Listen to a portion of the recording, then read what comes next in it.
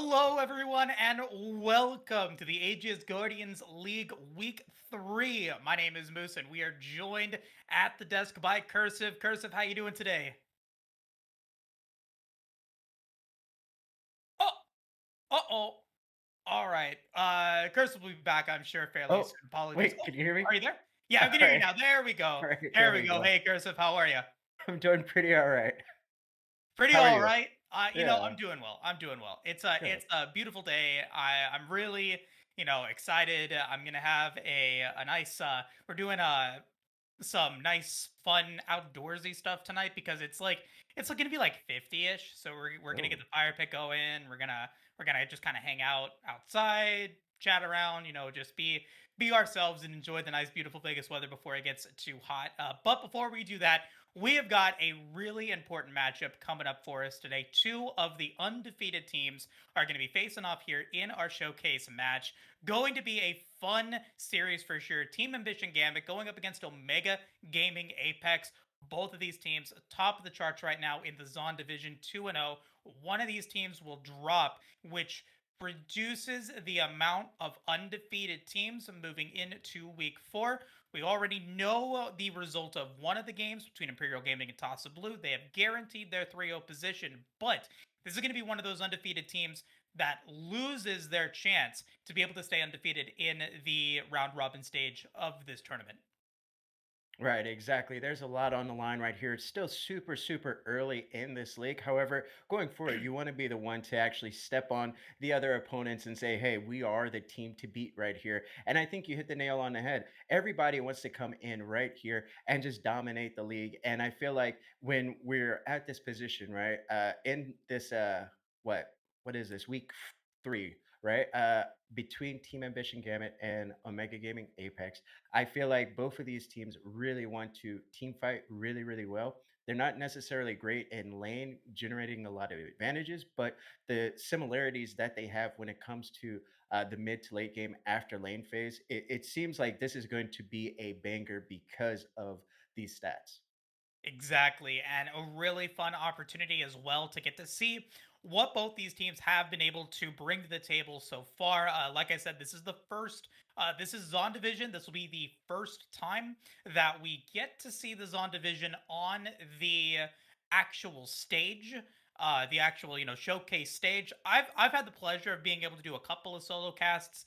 Team Ambition Gambit was up against Spartan Shields in week 2. I was able to watch those games, and it definitely was feeling like Team Ambition Gambit was able to get into control once they hit the 15-20 minute mark. They really just kind of steamrolled through the Spartan Shields. But, outside of that, I'm curious to see what Omega Gaming Apex is going to bring to the table. It's not a team that I've seen played just yet, but it is going to be an opportunity for us now to see them on the big stage and show us what they got. However, in the Piltover schedule, just want to make sure that we guys are aware of this because another 2-0 team is going to go up against a 2-0 team. Oasis Dream and Clown Gaming Gotham going to be facing off against each other in that matchup in the Piltover division. Another one of those undefeated teams is not going to be undefeated after this week.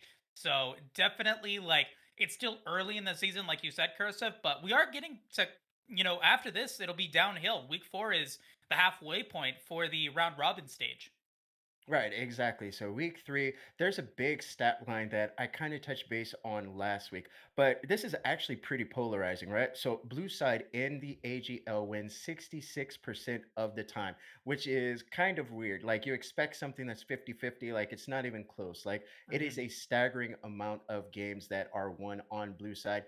And one of the weirdest things, one of the weirdest kind of stats that I saw was that Team Ambition Gambit actually 3 out of 4 of the games that they've played, which obviously they've won all their games, but 3 out of 4 of their games were actually on red side. So they are one of the few teams who's actually keeping that red side win streak percent alive. So when red side only wins about 34% of the time, and 3 of those wins come from Team Ambition Gambit. Exactly. And that's, I think, something that's really interesting, especially like you bring it up, the 16% difference in the sides, or not the 16, 32 or 34% or whatever it is, difference between red side wins and blue side wins is definitely something to consider. I kind of want to dive into that a little bit more because I don't I don't know if personally if it is like, because they have the advantage in draft because they get the first pick, or if it's more that a lot of these teams want to emphasize towards the bottom lane and getting dragon control and getting those that dragon objective. I'm not exactly sure what exactly the reason for that is. What are you do you have any other theories as to why blue side wins more often than red? Sure, right. So the nice thing about Blue Side is obviously anytime somebody leaves up a comfort pick or a power pick, you're obviously going to be able to first pick it. And I think that's the big thing that's happening on Blue Side, whether it be something like a Jinx or maybe a big power pick that's a pocket pick, for example. Say you're an Akali one trick or something like that, or Akali main. And the fact is, when you are able to grab easier for you to win. Okay, fair enough. And we get to see maybe if that comes into play now as we get into our first draft of Game One. Team Ambition Gambit up against pardon me, not Oasis Stream, pardon me, Omega Gaming Apex. Going to be a banger for sure, and we are already into the bands. Viego with the first pick taken away from OGA. A Trundle going to get banned out, so we are seeing some jungle denied here in this Game One. Right, exactly. I feel like both of these junglers are integral to their teams in general. Like obviously everybody's important, but when we're looking at the side of Omega Gaming, Apex, a lot of the carry potential that they have does come through either their top or jungle, mostly top. And the other thing about Omega Gaming Apex is Viego and Diana are like the power picks. So they are definitely trying to take at least the Viego way. We'll see if Gwen, or I'm sorry, we'll see if that was a Freudian slip. We'll see if Diana actually makes it through. And then we got the Trindle Fiora. So this is essentially boiling down to they definitely want to target each team. Oh, and here we go. That's a Lucian takeaway as well. So that's another little thing right there on Omega Gaming Apex. All of their games on the bot side have been Lucian nominated. Okay, yeah, and that brings up another great point about this week 3 matchup. 12.4 is live. The changes to Zeri are now active and available. Changes to Set, changes to Lucian, changes to Nami are going to be now on the table. Renata, however, Renata Glass, the new champion that was released yesterday, is not active in this week's tournament. So you cannot use the quote unquote 200 years of developmental knowledge champion here in this week's series, but will be available later on in the split. Team Ambition Gambit, they are going to pick up the victor first, securing that mid lane. Right. And so when I'm looking at Team Ambition Gambit, basically their entire team is built around this mid lane, like control mages who scale. And the fact is, they just said, hey, we're going to take our best control mage right here. They're going to lock in that victor. And when we're looking at Team Ambition Gambit, so much of the carry potential of this team comes through that mid side carried by jungle. Exactly. And, also Team Ambition Gambit, you've got to also take into consideration what Caxi has been able to do in the jungle lane. They have been so impactful on so many different champions, especially in their solo queue and team games, that the opportunities that are provided to Caxi are really going to be able to, I think, elevate Team Ambition Gambit to a point that the rest of the team is going to be able to feel that pressure. Jarvan gets locked in along with the Ezreal for OGA. Xin Zhao is hovered, but they're thinking about it before they lock it in. They're taking all the time that they want, and they will eventually lock it in. Yeah, just making sure they're just discussing, hey, what do we want to lock in after this Jin Zhao? I do like this so far. It's going to be a lot of well, at least so far, we're looking at the Jin Zhao who can make plays happen around the map and definitely kind of put the pressure onto the J4 as well. So we'll see how the side of Omega Gaming Apex Corny on this J4 can actually pilot it. The J4 could always be a flex. We've seen it in different roles, top and support as well, including the jungle pick. Hey. So it would be interesting if Omega Gaming Apex wants to. Oh, yes, that's my dude right there. That's going to be a Twitch lock in for, I don't know how to say his name. It's like Seven Rux. I'll just say Rux. But Yo, I love Twitch right now, but here's the thing. Like the fact is they already showed the Ezra right there. Like you can't lock Twitch into Jinx, even though Jinx is up. But the fact is Omega Gaming Apex went for the Ezra and Team Ambition Gamma was like, yo, okay, well, we'll just take the Twitch. And who's a monster? And the Ari pick is coming in, well, the hover at least. And I think Ari is so good right now after that little Yeah. mini rework. Ari with the reset on Spirit Rush, if you are able to secure the kill with it active, very important. If you are able to assassinate some of these lower health bar champions, Twitch and Victor are definitely among the crowd, and you're also able to survive against ganking, which is something that Xin Zhao really wants, especially once the Ari hits level 6. You pop the Spirit Rush. Yes, you lose the ultimate, but you stay alive and you deny that 300 gold. It does mean that we have both support and top lane still available for both of these teams to pick up. OGA is deciding to go with a Lulu. Mordekaiser is hovered, and it will be picked up as well. Ornn also banned out from Team Ambition Gambit. Right. So we're seeing two different things going on. One side wants to say, hey, we want to take away, the supporter enchanter sort of thing. Well, now their Yumi's going to get banned away. So now both sides are doing it. I do think that OGA has something really solid in the brews here. We'll see how they actually want to round this comp out. The fact is the enchanter pools have gotten pinched right there. So we'll see if they want to go further into the champion, the enchanter pool. Maybe they want to go for that karma. Maybe they want to go for something else. Yeah. So karma Ezra, I was going to say Morgano could work too as well, but Karma Ezreal just a classic bot lane duo. Yeah, so they're going to blind pick the Karma. They might potentially still get countered. The Twitch is there. Some lockdown could potentially come through. Braum, I think, would actually work pretty well here. But you can also go with something more classic like Leona, maybe even a Nautilus to be able to pick up that Aftershock.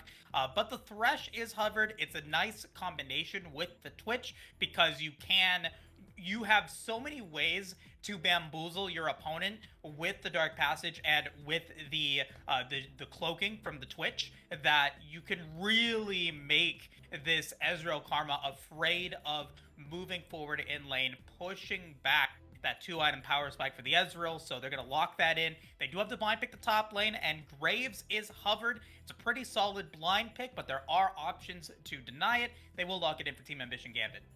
Yeah, the Graves is it's all right, I guess, with their comp. It kind of makes sense, like you touched on. It is a safe blind.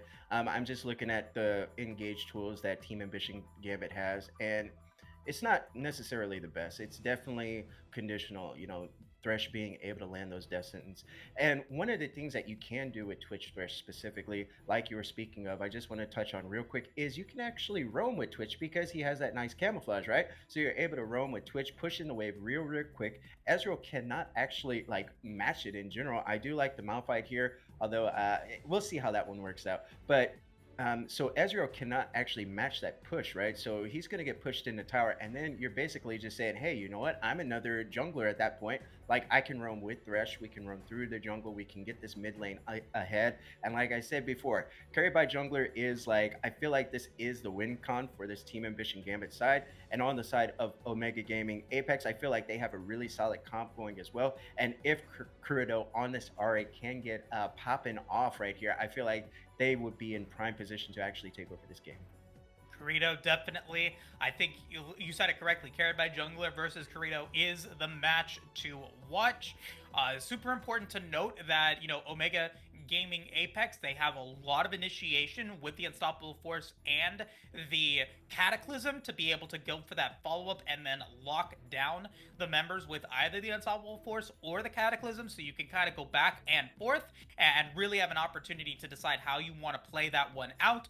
The big X factor for Team Ambition Gambit up against this high initiation assassination composition that OGA has built is the Xin Zhao with the Crescent Guard. The opportunity to block the mid-range potential that the Ahri and Ezreal can bring to the table. You completely cancel out the Spirit Rush and the True Shot Barrage if you are not within Xin Zhao's range of damage. Well, that is active. So if Omega Gaming Apex wants to be able to get past this front line, they've got to either just ignore the Xin Zhao, or they've got to get within his range, which could potentially bode really well for Team Ambition Gambit.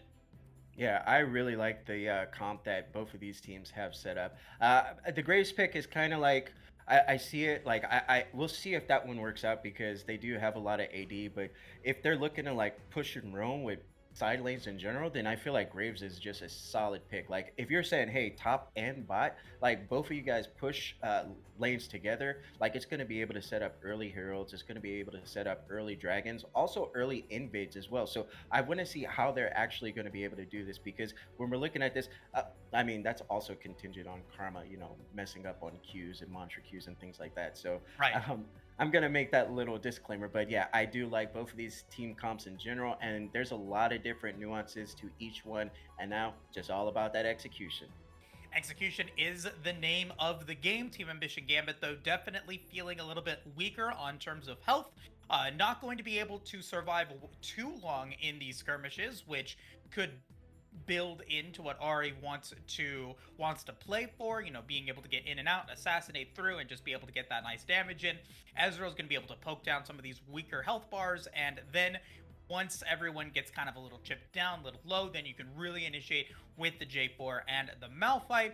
Hard engage too early for Omega Gaming Apex seems to be where they might falter, because I don't know if they're going to be able to have enough damage to get through the health bars quickly enough. Definitely in the early game for sure, but as the game gets longer and the Victor, the Twitch, and the Graves build up a couple items, they should be feeling okay in terms of that. So it's going to fall, like you said, to the carries to be able to make sure that they get that damage in before the team fights begin, and to be able to make sure that they pick the fights when and where they want. Choke points are so big for Omega Gaming Apex, so I want to see, in terms of vision, on both of these teams, river control to make sure that you have the open position available so that you can either initiate for Omega Gaming Apex or make it harder to initiate for Team Ambition Gambit. It's a good point. Yeah, when we're looking at choke points in general, I feel like early game it can be it might be a little bit wonky for a Mega Gaming Apex for these first few levels unless Courtney on this J4 can like set something up and like do some sort of cheese gank to give a lane a little bit of pressure or give a lane a little bit of a lead or something like that. Like if Courtney can absolutely like influence the bot side or the mid lane in general, I feel like that would really open up the side of a Mega Gaming Apex to be able to match whatever sort of roams Team Ambition Gambit may plan on doing, if they plan on doing anything like that at all. When it comes down to it though, mid game is where it's going to be at. Like neither one of these teams are going to generate a ton of like 1v1 me bro sort of kills in lane. Like we might see something, but when it hits that mid game, like after that first turret falls and everybody starts grouping up mid, that's going to be when everything's going to be popping off, and that's what I'm looking forward to the most here. And we'll have to see how that plays out. Before we get into the game, Cursive, just want to pick your brain a little bit here. We touched on a little bit earlier. 12.4 is now active. Any comments that you want to bring to the table for us as we move into this game one? For 12.4, let's see here. I think there's some pretty cool stuff going on in this patch and everything. Like the biggest thing that really hit me was like the Kiana, like the nerfs to her. I wasn't really feeling that too much. I don't really think you need to nerf her scaling at all. But I mean, obviously, right? I almost said Blizzard, right? Has a different opinion on her, I guess. Yeah, the company that must not be named, Blizzard Entertainment, for sure. Right. I feel bad. I spent 10 years playing World of Warcraft, and then Same here.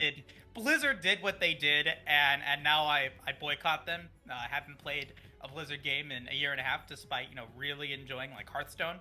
But it is what it is, and eventually we'll see how that plays out.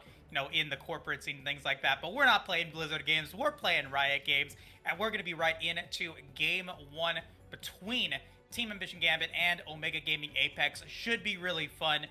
Stay tuned. We'll be back in about 2.5 minutes for the start of the match and the series. Stay tuned. We'll be right back.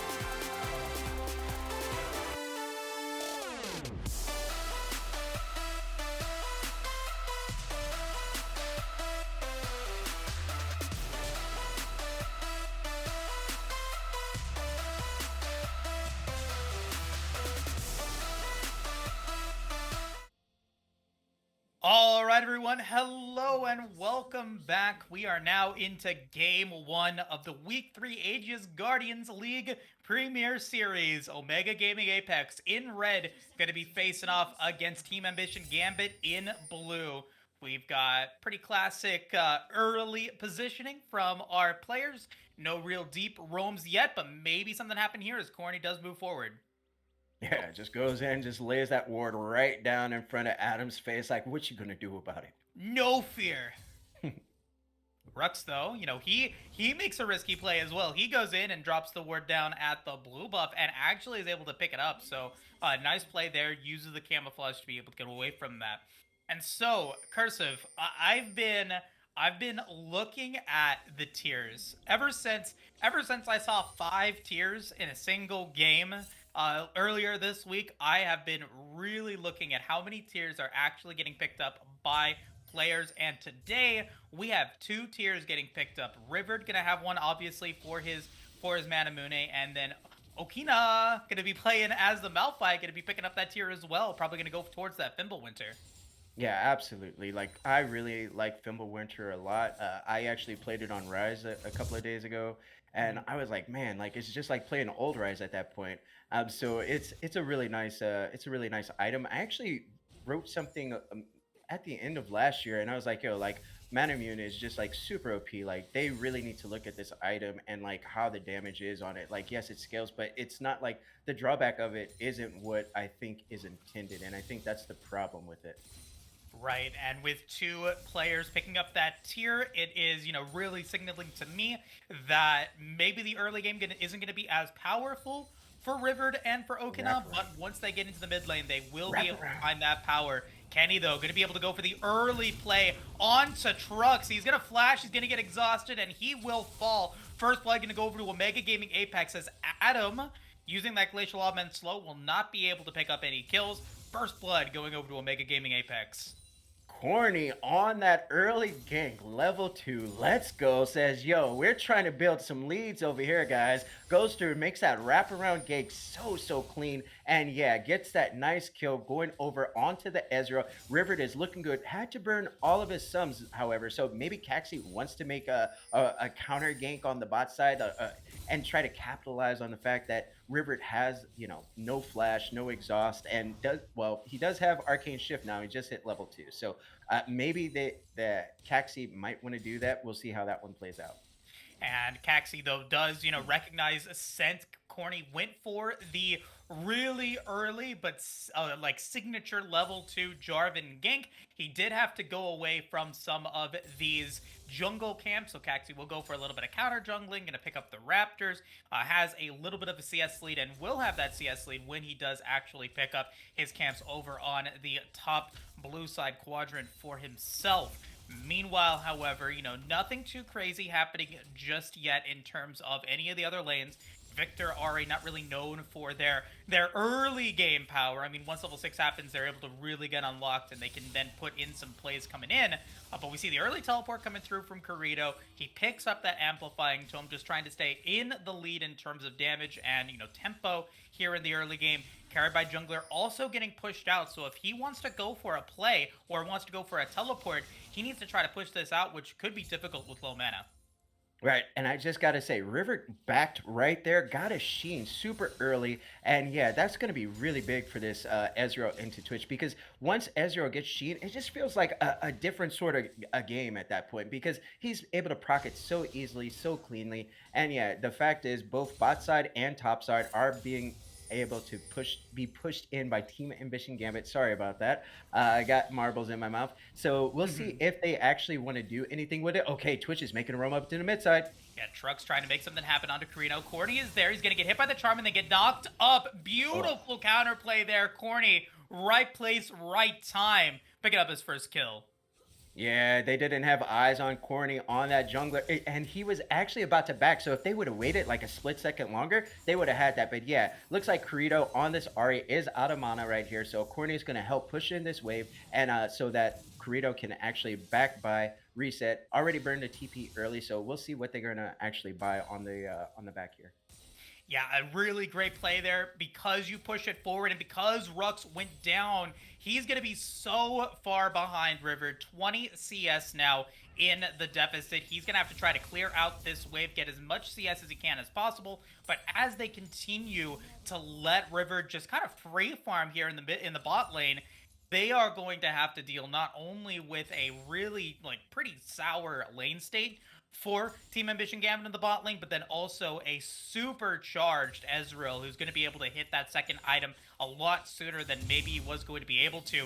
Corny going to be able to pick up the smite onto the Gromp, and now maybe even finding a kill onto Caxi, who tried to be able to go for that counter jungling. He's been trying to farm up, but he will eventually fall. Nice Dragon Strike there. It's going to be the second kill for J4.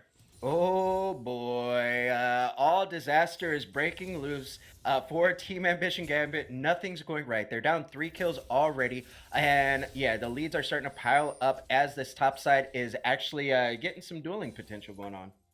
Unfortunately, though, Malphite is one tanky boy. His rocks are rock solid, like the diamonds and the gemstones of old.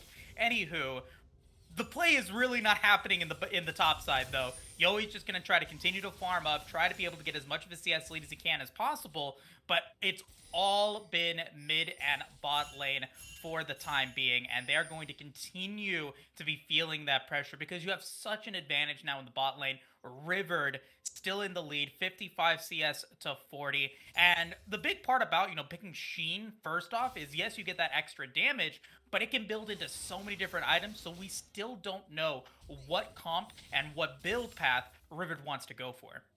Yeah, I like the Triforce build a lot, but hey, that's just one of those things where you can also go into Essence Reaver as well, like you talked about. So we'll see what he wants to do when we're looking at.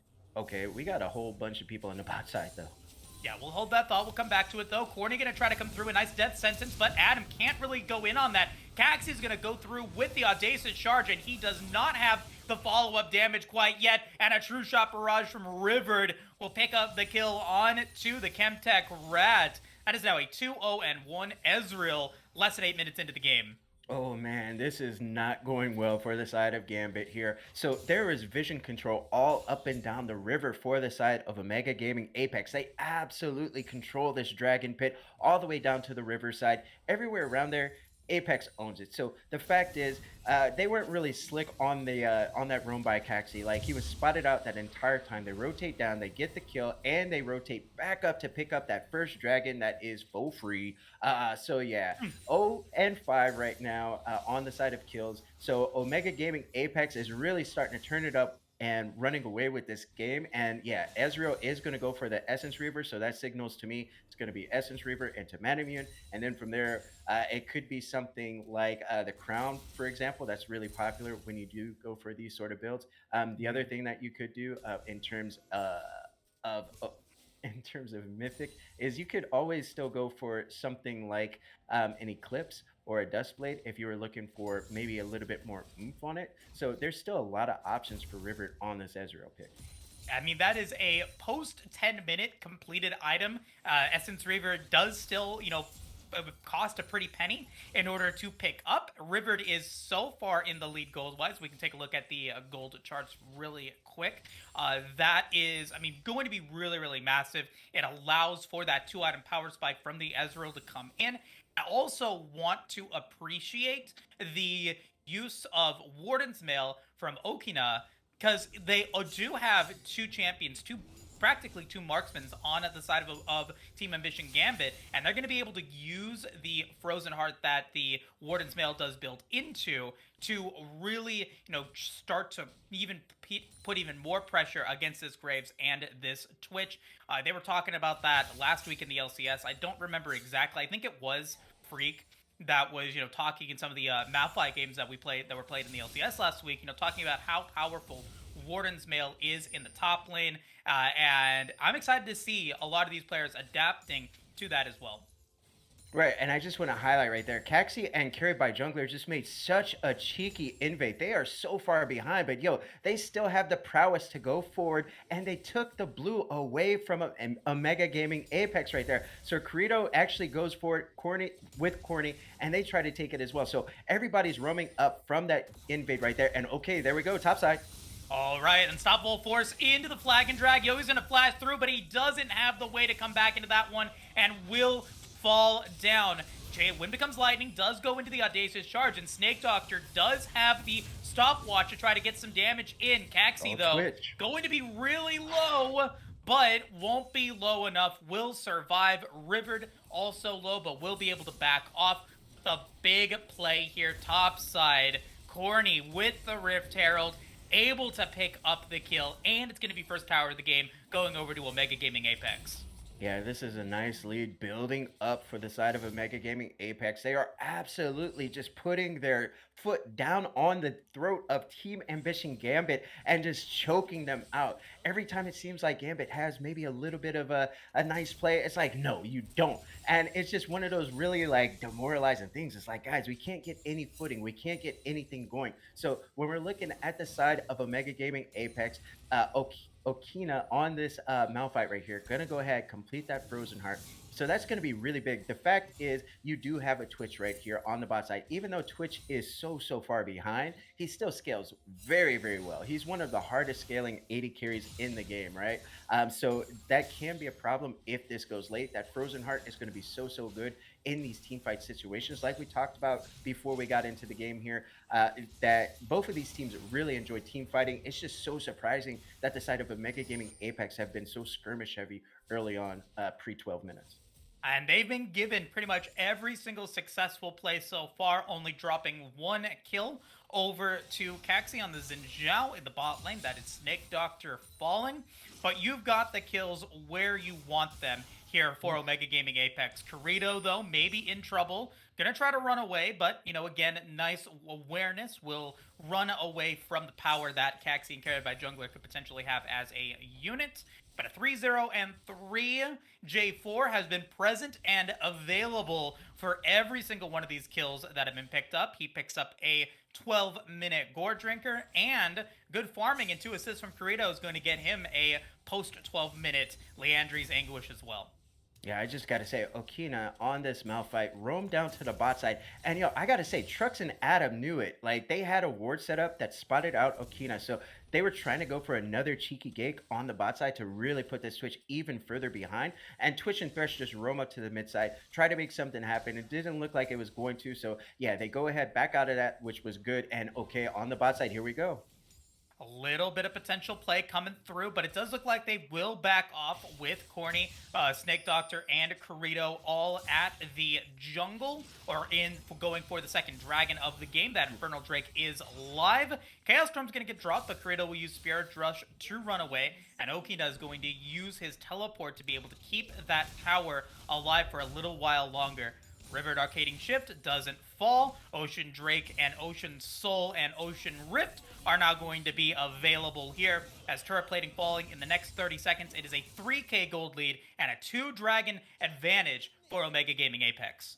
Yeah, we'll go ahead and list the items right here as they come in. So Corny goes ahead, completes that Gore Drinker at 13 minutes. And yeah, we got 303 on him. He is a little bit down on farm, just barely. But he's farming champs. It's like, I don't care about the camps. My camps are literally your lanes. So yeah, up 300, actually has a 300 gold bounty. And yeah, we're looking at this switch right here.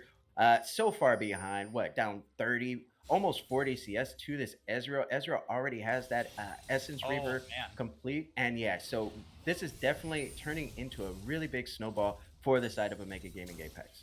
And this mid game is just going to be even more powerful for them. A 2,000 gold lead for Rivered against Trux is quite massive. It's going to lead to, the power of this Ezreal to just chunk down even the tankiest of members on a squad that isn't necessarily too tanky at all.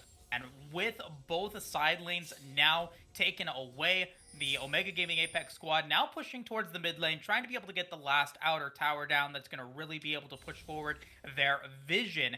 Speaking of vision, there is a lot of control over in the bot side for Team Ambition Gambit. They've got 2 control wards. They've got their vision there. They're trying to be able to make sure that they can keep their buffs in their hands. But the next big neutral objective is going to be that Rift Herald spawning within the next 30. Right. So when they have this vision set up, essentially all they're trying to do is just make sure, hey, we can actually push up lanes, right? So the fact is, tier ones are down in the top side and the bot side. So that's why you're seeing this vision control come down, just to say, hey, we need to. Okay, top side. I don't know if they can do this. Yeah, no, they absolutely can't. So they just want to make sure that they're able to farm up in the jungle, or if they're getting invade on, if they are trying to push waves. Trux does not yet have his Kraken Slayer, but is in the mid lane to potentially be involved in a fight in the river if the side of Team Ambition Gambit wants to go for it. Rift Herald is now live. True Shot Barrage is going to take a little bit of damage in, and Corny's going to find Adam on the wards and will fall to the Mystic Shot. Rivert is on a killing spree, taking away the Chain Warden right there in style. Yeah, that was a little bit of a misplay on the side of Team Ambition Gambit. Adam just was trying to step up, trying to see like, hey, are they around here? Like, obviously they know that they're there. The problem is Omega Gaming Apex is really on top of their warding. So Adam was on a ward that entire time, and immediately Courtney says, hey, you know what? You're free right there, buddy. Goes for it, just pops him right there, and allows River to go ahead and secure that kill. Goes ahead, secures this Rift Herald. We'll see where they want to drop this. I'm always a big fan of second Herald. You're trying to push down, essentially inhib towers if you can. That's ideal. But if you Hmm. can get down to tier two, that's fine as well. So I have a phrase for the second Rift Herald that I like to use. It doesn't normally happen for the first Rift Herald, but definitely can happen, and we see it happen in the second one. I call it the hat trick. You get it's when you're able to get three successful headbutts with the second Rift Herald. That's what I call a hat trick. I think that I say it because I'm feeling it. I feel like it's gonna happen. Like I think that Corny's gonna be able to find a nice play. They're gonna go for a massive team fight, and they're gonna be able to use, excuse me, that Rift Herald really effectively here. And so, like you said, like there is potential for this game to just spiral out of control here in the next couple of minutes if this Rift Herald gets used properly. Right, and okay, so now Twitch, Trucks on this Twitch now has that Kraken complete with these, with the Berserker Greaves as well. And then we're looking at carry by jungler. It looks like the Ludens is complete, so there are mythics coming in. And Joey on this Graves actually opts for the Hull Breaker on the first item. So yeah, looks like he's planning on doing a lot of split push. He just says, guys, I'm not gonna group it all right there. Like, let me just stay up here and just push down turrets, and it's working so well. A lot of the pressure that is coming out from Team Ambition Gambit is coming through this Graves right here. And when we're looking at where they're gonna drop this Herald at for Mega Gaming Apex, it looks like they really want to drop it mid side so that they can rotate down to this dragon that's up in 5 seconds. All right, so no hat trick gonna happen here, but they will be able to get the nice headbutt into the first mid tower to go down. Corrido not gonna be able to land the charm. That could have potentially been the kill on to Caxi. Like you said, Yoi does have that hole breaker, so we'll have those extra resistances and power to maybe continue to push forward in the top lane. But Malphite's job is to just keep him at bay. The 4v4 is still probably going to go towards the side of Omega Gaming Apex. They have river control and vision taken away from Team Ambition Gambit. Yes, they do drop that Vision War. Cax is going to flash in Oh. to try to be able to make the play here. Will they be able to get the steal? The answer is no, but a Dark Passage will be able to get the Xin Zhao out of trouble, but they do not pick up the Dragon. Sole point for Omega Gaming Apex. Caxie's a bit of a beast right there. He's like, guys, I'm going in right here. Just back me up. So that is going to put the side of a Mega Gaming Apex on Soul Point right here. Baron is going to be spawning in 48 seconds. So, hey, you got a couple of options here on the side of a Mega Gaming Apex. Now, obviously, the Baron should be the call that you're going for right here. And I like what Cornet's doing. Constantly invading, constantly trying to take away these jungle camps. And that's how you absolutely set these leads so far out of reach for the opposition when you're up like this. You just keep on invading, taking all the resources that they can, and you set down your vision control so they can't go anywhere. Even when they do go somewhere, you're able to spot them out just so cleanly. And yeah, I gotta highlight once again Omega Gaming Apex playing around their vision control so well. And you can look on the mini map. There's wards everywhere, so everybody is actually getting involved here, and I love seeing this from a team aspect. Exactly. You know, true explorers follow the compass in their hearts, and Corny is making sure that, you know, they do have vision control where they need it, picking up jungle camps, and Rivert as well. You know, shout out to Rivert having the third most vision score on the side of Omega Gaming Apex. Really trying to be able to Oh stay. Oh gosh. my gosh, yeah. That's a lot of damage from a two-item Ezreal, and we can talk about that now a little bit more. This is the two-item power spike that's now online for River and for Okina to really kind of crack this game wide open. Manamune is there. Fimbulwinter will almost be activated for Okina here in the next couple of seconds as he goes for his next two stacks. There it is. So at this moment, it is Omega Gaming Apex's game to lose. They have yet to take care of any of the inner towers at this moment, but they may be looking to go for a play into Corrido. He will be able to dash away. Baron is up, but they still want this one. Corny's going to be able to go in for the flag and drag. Does still have Cataclysm if he wants to use it, but that is a level 13 Graves. He doesn't have the power of the Hullbreaker because Caxi is there, but they will force the stop of the play onto this Graves. Yoi survives. Yeah, it looks like River's gonna go ahead and pick up that Hex Drinker, also making sure that yeah, he's not gonna get bursted down, not trying to give away any gold bounties for nothing here. And yeah, the True Shot Barrage is doing a lot. It's doing 700 damage right now at Oof. 20 minutes. So yo, when we're looking at Trucks on this Twitch, yeah, Trucks only has 1278 HP right there. So the fact is, Rivers True Shot Barrage is doing like what more than half of his HP right there. So that's actually so nice for the side of Omega Gaming Apex. The fact is, at the end of the day, if you want to win a team fight at this point in the game, all you got to do is throw out that True Shot Barrage, and bam, you just win the fight. Right. And at this point, Mega Gaming Apex, like you were talking about, these options continuing to still be there. River and Snake Doctor are pushing forward into the mid lane, keeping the River control alive and well for Omega Gaming Apex. They've got 3 control wards already set up on the bot side because they know that a win condition, that being the Ocean Soul, is up in a little bit over 90 seconds.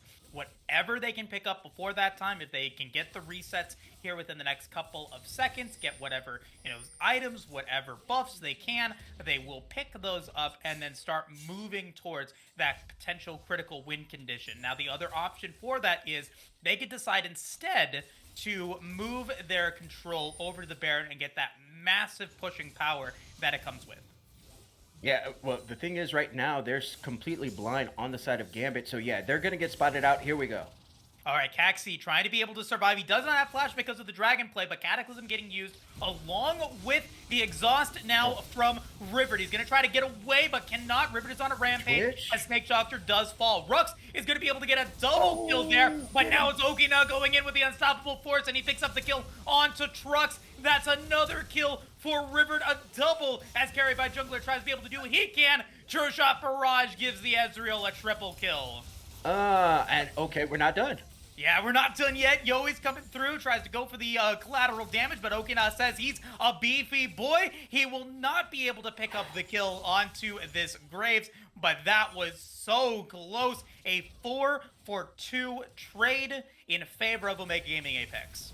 Yeah, and that all came off the back of the side of Team Ambition Gambit. They were trying to actually set something up in the jungle so that they could not just take camps for themselves, but also try to get some vision on this river, on this Baron. They do have one ward on the Baron. There are pings going down that entire time. Like before that word went down, they were like, oh, are they on Baron? Are they on Baron? Like they are completely blind. Everything is dark right here. And okay, they're going in on the Malphite again. Yeah, Okina does not yet have Unstoppable Force, but he does have a support from Corrido and Snake Doctor as Aurelius comes in. It's going to be the Charm landing onto Adam as we get the Cataclysm onto Caxi. Corny is in trouble. He's going to get stunned. He's going to try to shield, but he's going to fall. Trux is going to be able to pick up that kill as Okina gets a 3-man Unstoppable Force, but he is left all alone. Team Ambition Gambit rallying to the cause, picking up 2 as they are now looking to be able to deny the Dragon Soul. 25 minutes into the game, they now have river control, but they are kind of low on HP. Carried by Jungler, gonna just try to continue to poke things out, but this is a 6-0-2 Ezreal. He does still have power, but they instead decide to concede it, and they will deny the Dragon Soul. Yeah, and yo, Team Ambition Gambit got some life in her, right? It's not over till it's over. Down basically everything, right? They haven't really had a lot of pressure in the lanes in general outside of Joey on this Graves pick. But yo, they came to party right there. around this dragon, and it looks like Omega Gaming Apex was not prepared for that. I think they just thought Team Ambition Gambit was just gonna fall over, and yeah, no, that's not happening today. So we are in the mid to late game, and yeah, it is starting to get started right here. Twitch started off 0-4-0 or 0-4-1, something ridiculous. 2 kills right there. Completes the Runans as well. So yeah, this Twitch almost online here. So needs maybe one more item to really be a big factor. But yo, also I got to highlight Carried by Jungler was doing so much work on that Victor, just laying down all the lasers. The gravity wells were on point as well. So nice job by Carried by Jungler to really make sure that his team had the edge going into that dragon fight. And yeah, now we're just seeing everything happen. And okay, here we go. Oh no, Carried by Jungler gets put out of position. Riverd, however, is in trouble. He's going to be able to use the arcade chip to get away, but Caxi gets a big shutdown. Zinjao with 1,000 gold bounty as Corny is now all alone. Trucks picks up that one, 2-0, and a shutdown for Team Ambition Gambit gets them to within 500 gold. Omega Gaming Apex has thrown away the lead that they had, and with Jungle and ADC down, it's now time for Team Ambition Gambit to kick it into high gear. I really wish that somebody would take this Baron, right? Omega Gaming Apex had a chance to take it like 4 minutes ago. They didn't. After they had got a kill onto Caxi, they actually backed away from it and decided to go for the Dragon Soul. So just in case like anybody's wondering, like Baron is to win the game, right? Like Dragon Souls don't matter if you just can win the game, right? So giving over one dragon isn't a huge deal if you're just able to siege down everything and just win. But now we're running into a bit of a problem for the side of Omega Gaming Apex. This Twitch is about to be a problem. Now 3-4-3, got a bounty as well. So, we might have made a little bit of a whoopsie here. We'll see how they battle back right here, but the Baron is what I want to see these teams playing for. You control this river so that you can absolutely take this Baron down when you win a team fight. And that's what I want each of these teams to be doing right here. You win the team fight, take the Baron, group 5, siege, or on the side of Gambit, you do a 4-1, but you want to siege it down, win the game right there. You've got Kraken Slayer Runans, and now the Last Whisper online for a little bit more lethality, so you will now really pack a punch even up against some of these more tankier options. Okina is full tank, has the Fimbulwinter, has the Locket as well as a Frozen Heart, and you're seeing the respect from the side of Team Ambition, or from Omega Gaming Apex as well from the J4. Corny picking up that Gargoyle Stone Plate to get a little bit more resistances and that massive shield that it provides, though he's not really built like a tank. He's got, Gore Drinker now. He's built more like a bruiser, so he doesn't get as much value out of this shield that some of these other, high health tank champions might. So maybe we're expecting it a little bit too much. We'll see how that plays out and if it is going to be effective. Sherelda's Grudge is now online for Riverd as well. So, they do have some slows. They do still have that great team fight and these health bars to be able to really kind of whittle down Trucks if they do find him. That is going to be the play here. The X factor for Team Ambition Gambit. If they can continue to keep this Twitch alive, it's going to be a GGWP for Team Ambition Gambit. Yeah, I like what Joey's doing right here, but look at this. They're actually trying to flank around. They get spotted out. We'll see if Joey can get out of here. He does have the teleport available. Too late, though. Yeah, it's not going to happen. Nice use of the Shurelya's Reverie nice. From the side of Snake Eater, but will he be able to get out of it, though? Flag and Drag does not land, but the root does. Unstoppable Force getting used. Maybe not necessary there, but that was a 450 gold farming bounty for Joey on this Graves. It does go over to the side of Omega Gaming Apex, but for that cost, that 4-man cost, they do pick up the inner tower for Team Ambition Gambit. Now, maybe a play coming in. Okina does not have Unstoppable Force, so they will back off. Yeah, they used a lot right there. If I'm the side of Omega Gaming Apex, I would be hyper careful right here because Corny and Okina do not have their ultimates up, and that's your main engage.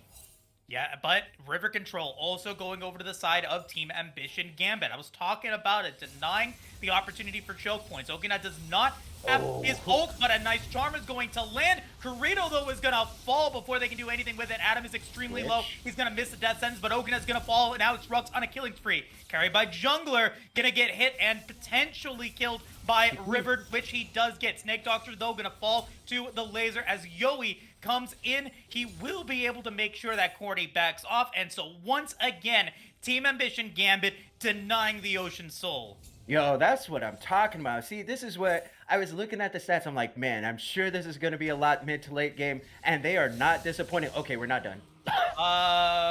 Yeah, we Okay. are. That is Oh just a gosh. give over to Team Ambition Gambit. Maybe a little bit of bad mental from Omega Gaming Apex as they give up another kill and they give up the gold lead as well. Cursive. It's now 1,000 gold advantage for Team Ambition Gambit.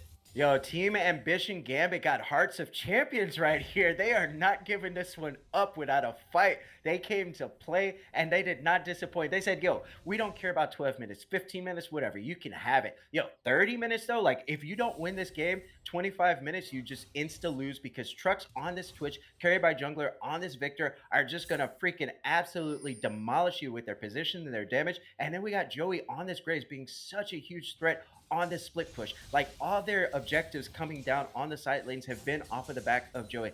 They did get that tier 1 and tier 2 on the mid side, and that was all because Joey died. Like he put so much pressure on the top side that it had enabled his team to actually get something out of it. So yeah, now we're going back to this Baron dance. Let's see who's going to be able to absolutely get this, because whoever gets this, I feel like you can just win off of it. Either of these teams are strong enough with a Baron power play to where they can absolutely just zap the other one down, siege down turrets, and at least try to get, I don't know, you might not be able to end, but you can at least get inhibs. And that would take a lot of pressure off of the side of Gambit, but it would also be really good for gaming Apex as well to be able to put more pressure onto Gambit. So yeah, we got 3 minutes until the next dragon, 3.5 minutes. Baron is up, so everything should be around this river here at 32 minutes.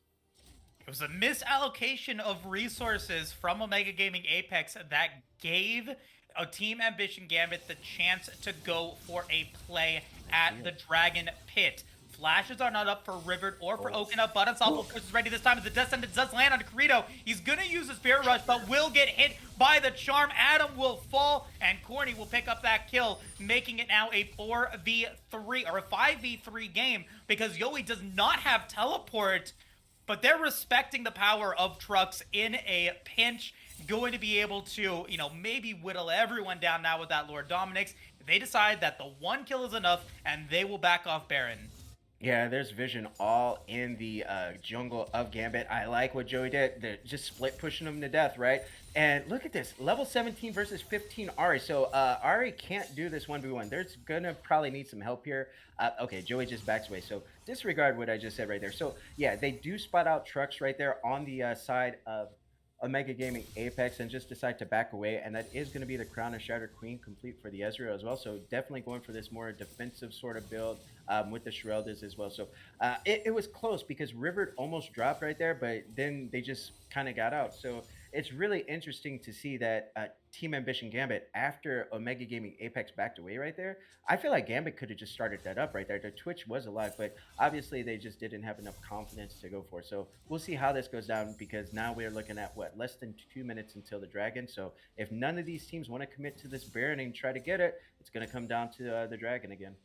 Yeah, it was a little interesting there. Maybe they didn't have a time on Yoi's teleports. They were worried maybe it would then be a 4v5, and that was still a chance then that Trux is able to land that spray and pray, because it does, it not only does it deal that on-hit damage to multiple members, but then you also now have the Runans and the Lord Dominix on top of that. So, I mean, you're going to be dealing a ton of damage towards towards the front line and to the back line once you do land it. So, maybe a little bit too much safety there coming in from Omega Gaming Apex. Like, I don't know if that was a risk that I would take, but I would have definitely considered it. Instead, they do decide to back off. They're now playing, I think they're playing Team Ambition's game now, as Yoi picks up the last near tower of the game. He's level 18, now going to get hit by 4 members of this Omega Gaming Apex squad. He's going to flash away, has so much damage from the collateral, and is using what he can. He's stopping so much time, but he still will fall. He'll get shut down once again. Now, what does Team Ambition Gambit do with the map control that they were able to be awarded from it? They get vision, preparing potentially for this dragon fight in 33. Oh yeah, and look at this. They are going to get a little bit spotted out, and only Corny used his ultimate. River just popped his as well. So this dragon is about to come up in 20 seconds, and it looks like the side of Omega Gaming Apex, they don't have necessarily all their engaged tools. We'll see what Okinawa does with the Unstoppable Force, because if you can land a 5-man ulti or something like that, something crazy, get the Twitch out of position, like you can absolutely just win the fight right there. So all eyes are on this Malphite pick, seeing, hey, how are you going to engage this? How are you going to start this up? And where is the follow up coming from? All right, Yoi is still down for another 14 seconds. They could potentially get the soul here. They are trying to push it out as Wind Becomes Lightning does connect, but they will not go for it. Caxi does have flash, and they're going to try to make it happen, and it's going to be a steal from Caxi. The Dark Passage from Adam once again. This time, he gets the smite steal. They deny Ocean Soul for the third time in a row, Cursive. That has to be tilting as the side of Team Ambition Gambit steals the Drake. Omega Gaming Apex, though, trying to go for a play here at Baron, maybe looking to see if they can get somebody out. The answer is no, so they waste time, and they're still going to get spotted out by this ward here, Cursive. Yoi has teleport, and this could potentially be disastrous. Oh man, now they decided to flip the Baron. Let's see what happens, because yeah, this is going to be a big fight here. Everybody's here, and let's go. Unstoppable Force only going to land on a Caxi along with the Cataclysm, but the Crescent Guard is going to get everyone out of the position. Snake Doctor is in trouble as River picks up the kill on a carry by Jungler. However, Rux picking up the kill on to Corny. Okina's going to get hit by the death sentence, so it is a 4v4. Adam is extremely low. Karita's going to try to look for the kill, but the death sentence lands once again. Adam is still alive, and he survives. Caxi's on a killing spree. Okina's going to try to move forward as River now on a rampage. Rux is the next one. He falls. It's going to be a shutdown onto the Twitch. Another kill for Omega Gaming Apex as 4 go down, and the rest of Omega Gaming Apex going towards the Baron. Oh boy, the comms breakdown is real. Team Ambition Gambit got a little bit, what's the nice way to say this? They lost their focus, right? So Trux was trying to go on the Ezreal, everybody else was going on everything else. Adam was hitting hooks left and right, but it wasn't the primary target. River is the person you need to kill, and they learned this lesson the hard way, because River just basically kind of carried that fight, right? It looked like Trux was going to be able to do it, and then after that ultimate was down, it was just basically like all the River show in the world just happened. So yeah, that is going to be this Baron picked up at 37 minutes, and yeah, off of the back of a huge team fight win for the side of Omega Gaming Apex. And guess what? Either they can try to push down something to win, or maybe it'll stall out yet again. We got 2.5 minutes, actually 250, until this next dragon comes up. Both teams are on this Ocean Soul point, so if you're trying to win this game right here, just win it right now with this Baron. Yeah, Baron up for River, Snake Doctor, and Okina. I don't know if Corny picked it up. He did not, so you only get 3 members with Baron. That does deny the maximum potential of pushing power that you do get.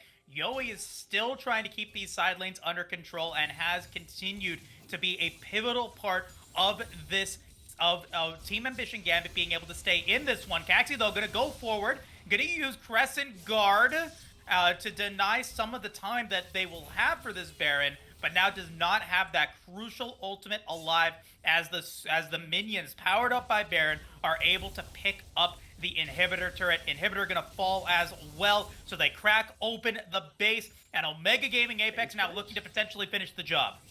They're trying to base race?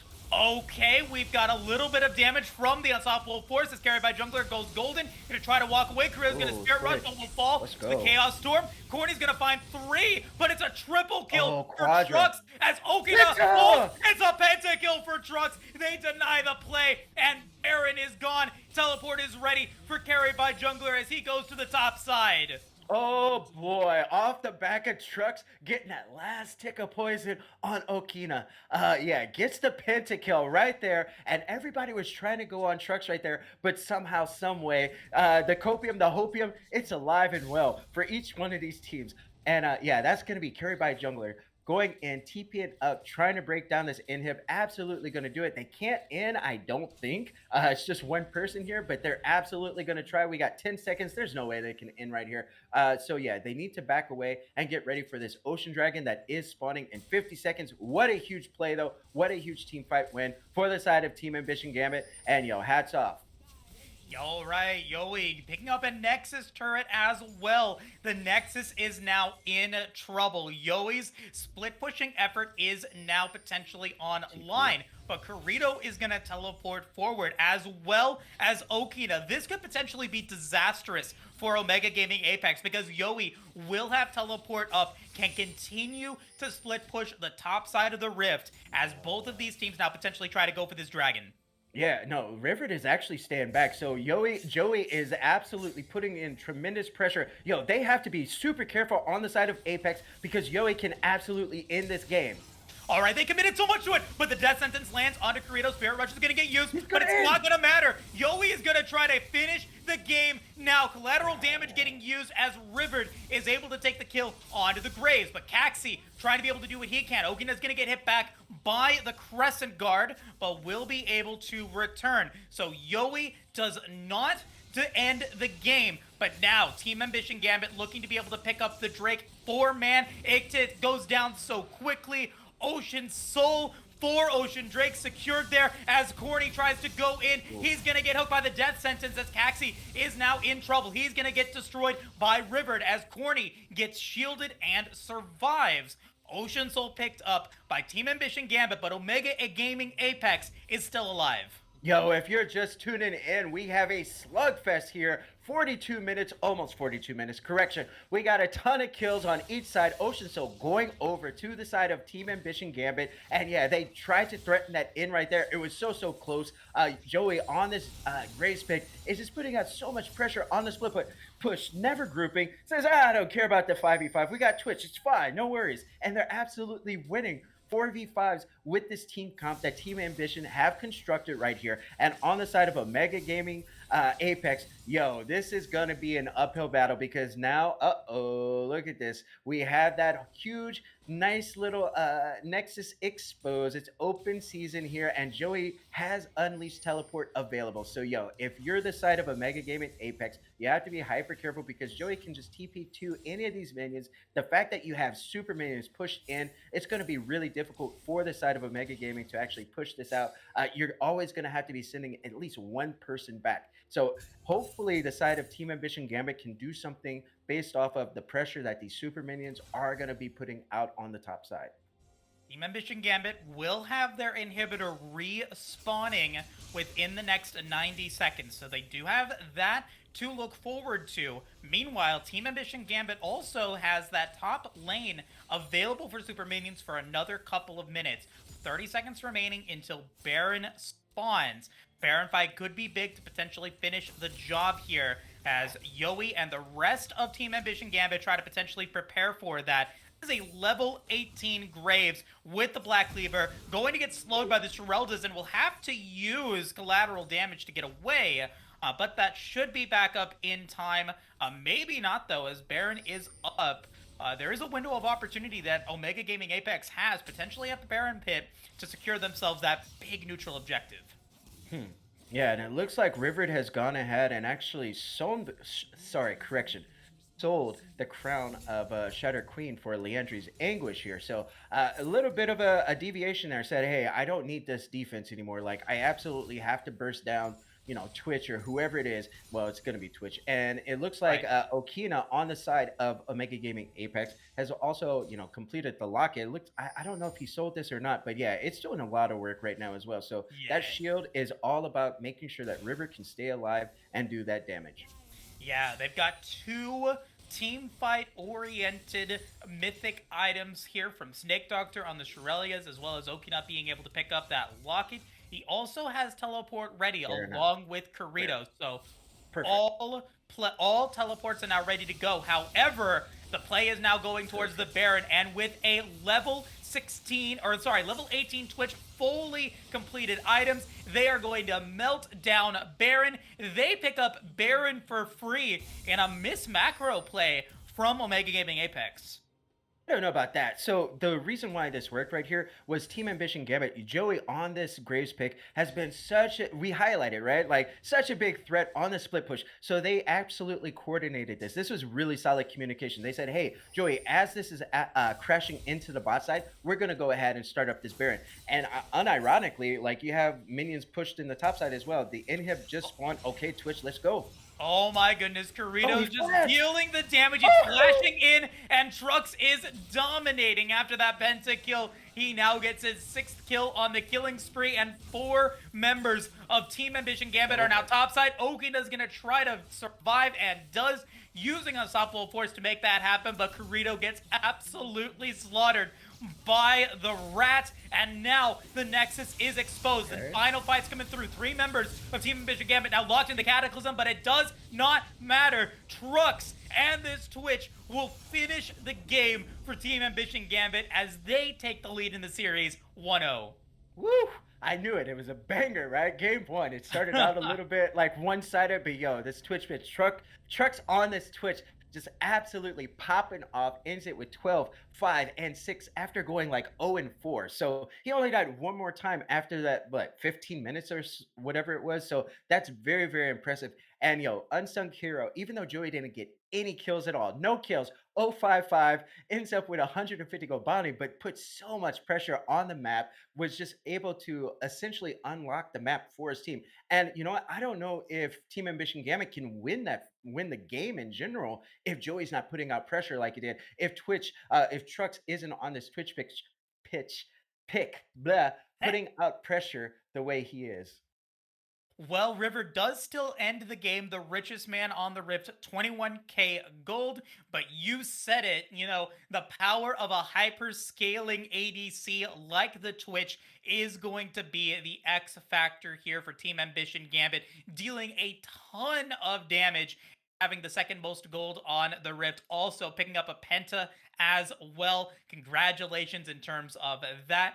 But a great effort and just really overall phenomenal control from Team Ambition Gambit as we moved into the later stages of the game. They stayed composed, they stayed coordinated, and they now pick up the first game of this best of 3 series.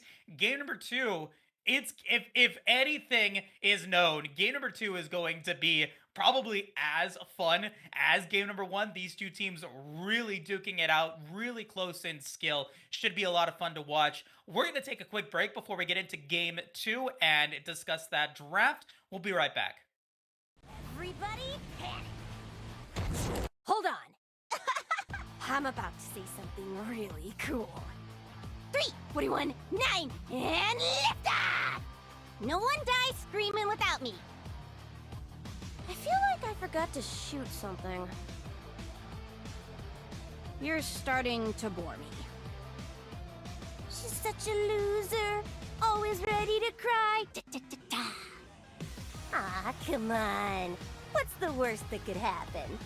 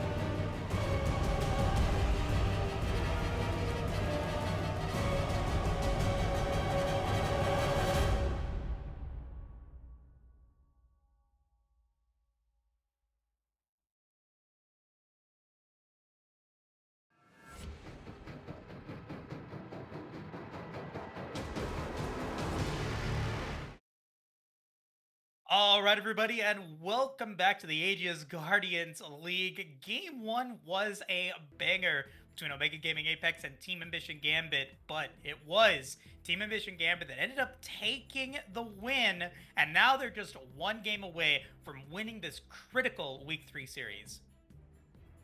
Yeah, I mean, the way that Team Ambition Gambit just battled back right there, they weathered the storm that Omega Gaming Apex had kind of put on them. It was like one of those things where it's like a flurry of fists just coming at him, everything just going wrong. And it's like, oh, guys, can we just FF? You know, like that's what I felt like. Like if I was playing that game right there, I'm like, just FF, go next. And it's like, oh, yeah, right. It's not solo queue, it's comp.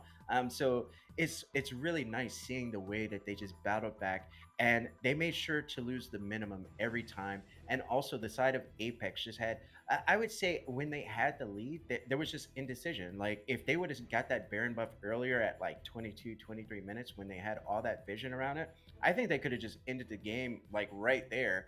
Unfortunately, though, that didn't happen. They thought, hey, maybe we can go for a safer play, pick up the dragon. But then we saw what happened. They lose the fight at the dragon, and then from there, it just kind of snowballed. Like the tables like turned so like dramatically after that dragon play. It was so crazy because then you saw the pentakill by trucks, and yeah, we're getting into this draft right here. Gonna go ahead, make sure that dilution is gone. Victor's gonna go ahead and take it away, and Omega Gaming Apex is gonna be blue side right here, and that's like I said before, that's where basically a lot of the wins in this league have came from. Exactly. Just the skew of blue side wins for teams is definitely there. We're looking to see if Omega Gaming Apex can actually keep that trend going. Team Ambition Gambit being able to come back from a deficit of about 5k-ish gold at one point to be able to win game one, and was also blue side, but now has the opportunity to bring it back and win a game on red, win out this series, and sweep it now immediately. Team Ambition Gambit, though, does have one final ban left to pick out. They ban out the Victor this time, so they don't want to give that over to Omega Game Apex, not over to Corito, but they still decide to ban out that Viego. Poppy, Fiora, Trundle getting banned out away from Omega Gaming Apex as they get the first pick of the game. And they're going to pick up the Corki. It is hovered here, cursive, and it's going to be locked in. Yeah, this basically just says, hey, we know Carried by Jungler really, really likes these scaling mid lane control mages and everything. And the Ahri, even though I feel like Ahri is a very, very good pick right now, it didn't seem to work out the way that maybe Omega Gaming Apex necessarily wanted. So they said, hey, you know what, we'll play your game in this second game. And yeah, it looks like Team Ambition Gambit going back, well, at least hovering the Xin Zhao, had a bit of a rough go of it in game one. So maybe in game two, it'll be different. Gaxi, though, did still put in some good work in terms of being able to use Crescent Guard pretty effectively there, and it's going to have even more impact when you're up against a Corki that is going to try to be a little bit further behind, trying to use that the range and the poke that they provide in order to potentially come through. Team Ambition Gambit, though, they say, you know, if you're picking up Corki, we're going to pick up some of the more strong carries in the game right now. The Jinx is going to get locked in as Team Ambition Gambit's R2. Yeah, I really like this a lot right here. So Trex just popped off right there on the Twitch. And yeah, that was basically like saying, hey, I'm here. It's time for me to step up in this series. You know, we really need this carry threat besides just carry by jungler. I'm saying we need more carry potential from our team, and a lot of it has come off the back of carry by jungler. And right there, Trucks just said like, hey, I'm on this team too. And the fact that they are able to take this away from Omega Gaming Apex, Jinx and Corki have been such a power combo in the past. Corki's received a few nerfs, and I will talk about Zaya. So I've theory crafted a lot of Zaya games. She just recently got a slight buff to her crit scaling in E. So we'll see how this one works out. I feel like Zaya into Jinx, it can be a Zaya favorite in lane. However, like once it gets out of lane, like it's anybody's game essentially. Exactly. It's all going to depend on who's able to perform a little bit better. There as a Mumu gets locked in. Speaking of 12.4, a Mumu getting buffed to his tantrum, getting a little bit more armor and resistances to it. I believe he innately gets the same amount of armor at level 1 than he used to get at level 9 before it was patched. So he has definitely made some improvements here, and he is going to get picked up Team Ambition Gambit, though, they know that they've got to pick up a support, or not a support, pardon me, a mid laner to be able to counter the Corki and not allow anything else to get revealed. And they're going to pick the Vigar, another late game hyperscaler. Yo, Veigar right now he just received some nerfs actually because he is so good. So Veigar is huge right here into this quirky. The fact is you get that infinite scaling like you talked about, and you have this Jinx back you up. At this point, if I'm the side of Team Ambition Gambit, you have a real choice to make. Like, hey, do you want to go back? Well, they banned away to Graves, but do you want to go back to having Joey on something that can split push, or are you just going to full on commit to a 5-man front to back team comp because you have Jinx Veigar? That is so big already. And yeah, these bans, I like it a lot. Making sure that top lane, we're looking at Okina right here, is not going to be able to play Ornn or Gwen. I do like these takeaways right here. Even if Gwen is kind of a little bit more difficult to play at lower elos, it is still a very big threat. So there's a lot going on right here. Yeah, Mega Gaming Apex, though, banning out some of the fighters that Team Ambition Gambit could have decided to go for. The Aurelia is hovered. Looks like it is going to be the ban choice, along with the Graves that had so much impact for Joey in Game 1, was able to really put on the momentum and power there. Team Ambition Gambit, though, they know that they're going to be able to get the top lane at counter with the R5 pick, and Braum is hovered. I think that Braum Jinx is probably one of the strongest lane duos right now. I mean, maybe a Jinx Leona, maybe a little bit stronger, but Braum being able to get those concussive blows and the amount of zone that he's able to provide with that Glacial Fissure is going to definitely be impactful. They're going to pick up the Braum here, and now Omega Gaming Apex needs to pick up their support. Nautilus is hovered, and then a top laner.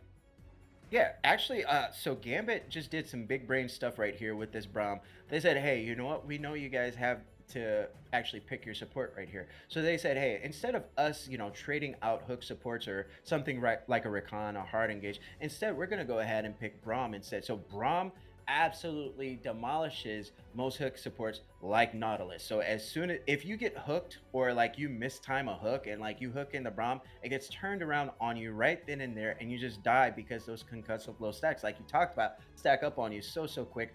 Please don't lock Renekton. Like, I'm not even saying this as a LS or whatever, like he said. Like, I just don't think Renekton's very good. Like, I know it's a blind pick and you already banned out like Gwen and Aurelia, but I just feel like when you're looking at the side of a Mega Gaming Apex team comp, like, I don't really see how Renekton, even if he pops off, like, I don't really see how this is going to help them unless they're trying to like win pre 30 minutes, which you're looking at their comp, like they're not trying to win pre 30 minutes. Like they're set up for a mid to late game team fight, just like last game. So I'm not digging the Renekton pick. And okay, we get Gnar. It kind of spoils the 5v5 that I was hoping for, but I mean, it might still be nice. Maybe Gnar comes in with a nice Mega Gnar ultimate and like can just set something up. We'll see. I mean, I have to agree with you. Team Ambition Gambit, I think they drafted so well here. Omega Gaming Apex, because they pick up the Renekton, I think they limit their win conditions, right? Like if the Renekton gets beat up in top lane, Gnar is going to have so much more impact in team fights with his ult than a unfed Renekton is going to be able to. He's not the best split pusher. He's not the best, controller. He doesn't really have a lot of CC, so he really doesn't have a lot to bring to the table in terms of team fights. What his advantage comes in with is being able to pop off in the early game, really try to have that lane under control, and then be able to pick up a early Rift Herald so that then you can continue to push that forward. You get the snowball going for the Corki and the Xayah, but you're now going up against a Gnar, a really strong counter to the Renekton. The ability to be able to stay at range, to be able to protect yourself, stay healthy, and deny any successful ganks is going to be really big here for Team Ambition Gambit. Right, like on the side of a Mega Gaming Apex, this Renekton, I mean, the nice thing is they do have a Mumu Knot, right? So that's a lot of CC to actually like set something up if Nautilus does roam up to the top side, or if they do any sort of like crazy plays with like, oh, let's group pre 10 minutes and like do something like that's going to be a nice little wombo combo that they have with the Amumu not Renekton. That can be some nice CC engage.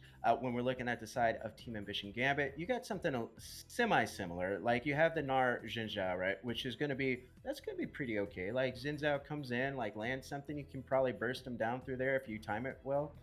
But it's definitely more about the late game. Like the Jin Zhao is almost out of place. Like I'm not saying that like to be mean. Like it's just like you want the Jin Zhao to essentially alleviate pressure from these lanes, but all the lanes are essentially like the carry lanes anyway, the mid and the bot side are all like late game skillers. So you're not gonna necessarily snowball off of that unless somebody misplays, which absolutely can happen. So if Caxi on this Jin Zhao is able to capitalize on mistakes or mispositions that a Mega Gaming Apex may make in this game too, like it absolutely could work out. But I feel like at the end of the day, it's all about the 5v5 once again. And when we get to 25 minutes, it's going to be about who can make these shot calls, who can make the decisions to the tough calls when it's like, oh, nobody's around. Can we do this Baron? And nobody's doing blah, blah, blah. Can we absolutely like push the tempo?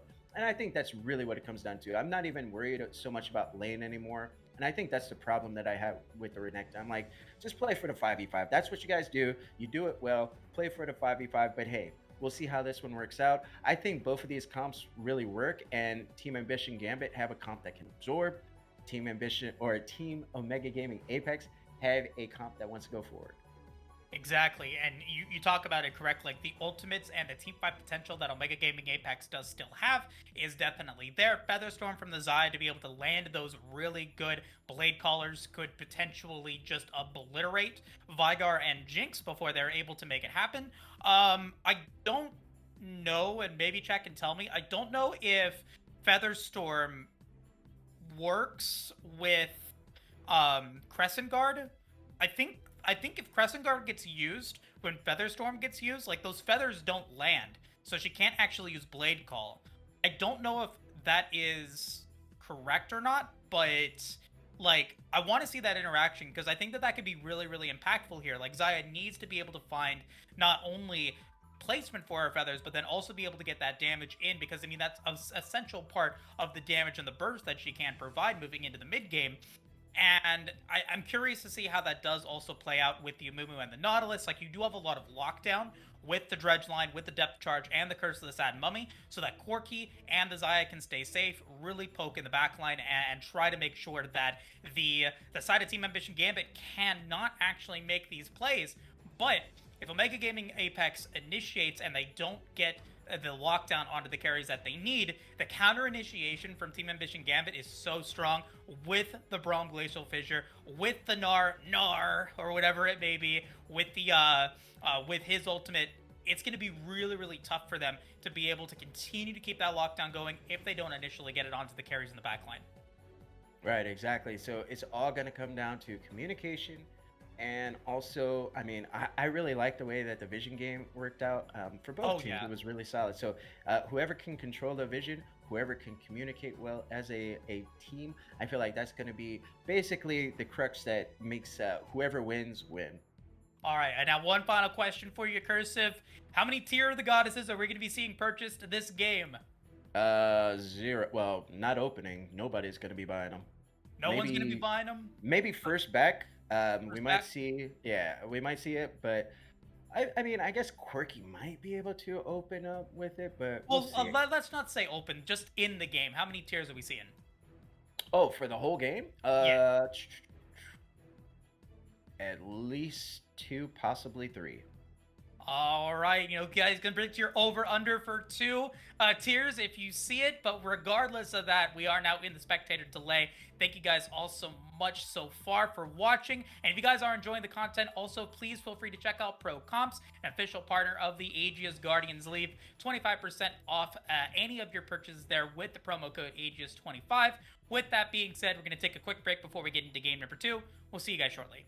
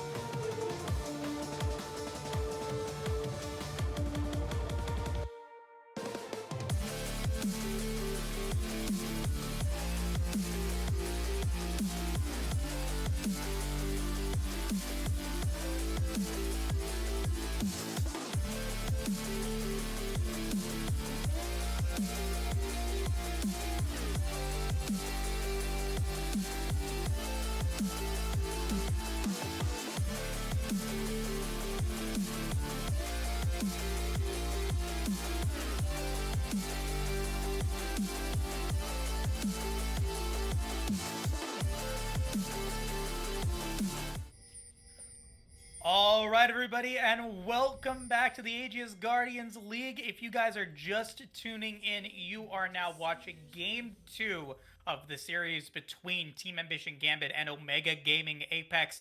Tag was able to win Game 1. They're looking to go for the 2-0 sweep here in Game 2. Cursive, though. I mean, anything can happen. We saw it in Game 1. It's going to be a really, really fun game. Yeah, just a 5 point start right here by both teams, and seeing what can happen. Who's going to be able to go forward, push that tempo in, and yeah, look at this. Looking like Kurin and Corito. Yeah, they laid a whole bunch of words over there. They left some gifts over here for Kaxi on this Jin Zhao. So wait. Oh, never mind. I got turned around right there. So yeah, when we're looking at this right here, Kaxi on the Xin Zhao, going ahead, starting at red, and we'll see if he actually wants to path down and try to set up a gank for this Jinx lane. Like I feel like ganking Jinx Braum can be difficult depending on the wave state. So if they're able to maybe possibly freeze the wave early, well, yeah, if they're able to freeze the wave early, like maybe they can actually do something like this. And last point I'm gonna make before I turn it over to you, Moose, River did go for lethal tempo. So generally speaking, that signals that they are gonna be building crit, not the lethality build that was so popular on Zaya at the end of last season. Exactly, and I mean we've got lethal tempo again coming through from the from trucks on the Jinx. And you said it correctly, like it is going to be a little bit difficult for ganks to really be, I think, successful in either one of these bottom lanes for these junglers. So we do get to get some mirrored jungling though. With the top side clear from Coxie, and as well, Corny going to go for the full clear over on his red side as well. So interesting to see, how that's going to be playing out in terms of, what vision and control they have. They do not know quite yet that Corny started bot side, but they do know that they did drop wards top side. So Caxi is well aware that everyone knows where he is at. He's got to be able to continue to stay safe. Level 2 already online as well for Rivered and Snake Doctor. So smartly put from Trucks and Adam, backing away. Yeah, and Corny absolutely just sees that ward expire as they were doing the Raptors, pings it out, says, hey, they know that I'm on Raptors right here. Absolutely. Oh, man, Corny's so big brain. Going for an invade right here on that blue buff. And, Caxi is barely, well, he's moving down. We might get something going on here over this blue buff. Yeah, really smart, pushing the lane forward with the power of the threat of the dredge line. They do have the chance to go for this blue buff, and that is a steal for Omega Gaming Apex. Nicely done. Great play there, I think, all around. They get that for free, but Corny is deciding to stay bot side for a little while longer, maybe looking to contest at the Scuttle Crab here. Yeah, gonna go ahead and pick that up too. So yeah, Courtney's looking good on this Amumu pick. Normally, the problem that people run into with Amumu is essentially you get invaded on, right? Like your clear speed is okay or whatever early on, but anybody with a faster clear generally just invades you over and over. And right here, Courtney's just like, no, I'm gonna be invading you, which is crazy for Amumu to do on Xin Zhao against Xin Zhao. But it's all because Caxi had started and did a full clear on the top side before he rotated down. And carried by Jungler, playing as the Vigar, not known for his early game prowess, just trying to continue to stay behind. Adam going in for a little bit of play, a little bit of BM maybe against his lane opponents, as Caxi will see Corny now in this area. Bandage Toss does not land, but the Event Horizon does. Gonna be able to get a little bit of damage onto this Mumu. He's gonna flash away, maybe getting away from that 3-pronged strike. Still gets knocked up, but ends up walking away from that one with half his HP taken down. Yeah, it's crazy because I feel like Corny might have been able to double scuttle right there. Like he was waiting in that brush for a while. And yeah, Caxi kind of figured it out too. Okay, so much trading in the top side. Yeah, a lot of damage there from Okina. He still, has that early game prowess. The Gnar picking up the Doran shield and does have some pots to be able to build up some resistances, but also has a very highly stacked wave that he's got to be able to take care of. So he doesn't decide to teleport just yet, waiting to see if that was coming through. I like the play from Okina. He knew that he was going to be backing off after he pushed the wave in, so he gets a little bit of health down on to Joey and tries to make his clear experience just a little bit harder. Yeah, first dragon just spawns right here. It is going to be that Infernal Dragon coming up And yeah, when we're looking at this, just a huge wave on the top side crashing in and a freeze on the bot side as we look at that. And it looks like also Credo had to burn TP, and it looks like Carried by Jungler is going to go ahead and match that as this wave crashes into the mid side. And there's that one Tear of the Goddess picked up there for Corrido as he does go for that back the moment that he picks it up. Going to be able to also pick up those 2 long swords to go for that extra 20 AD.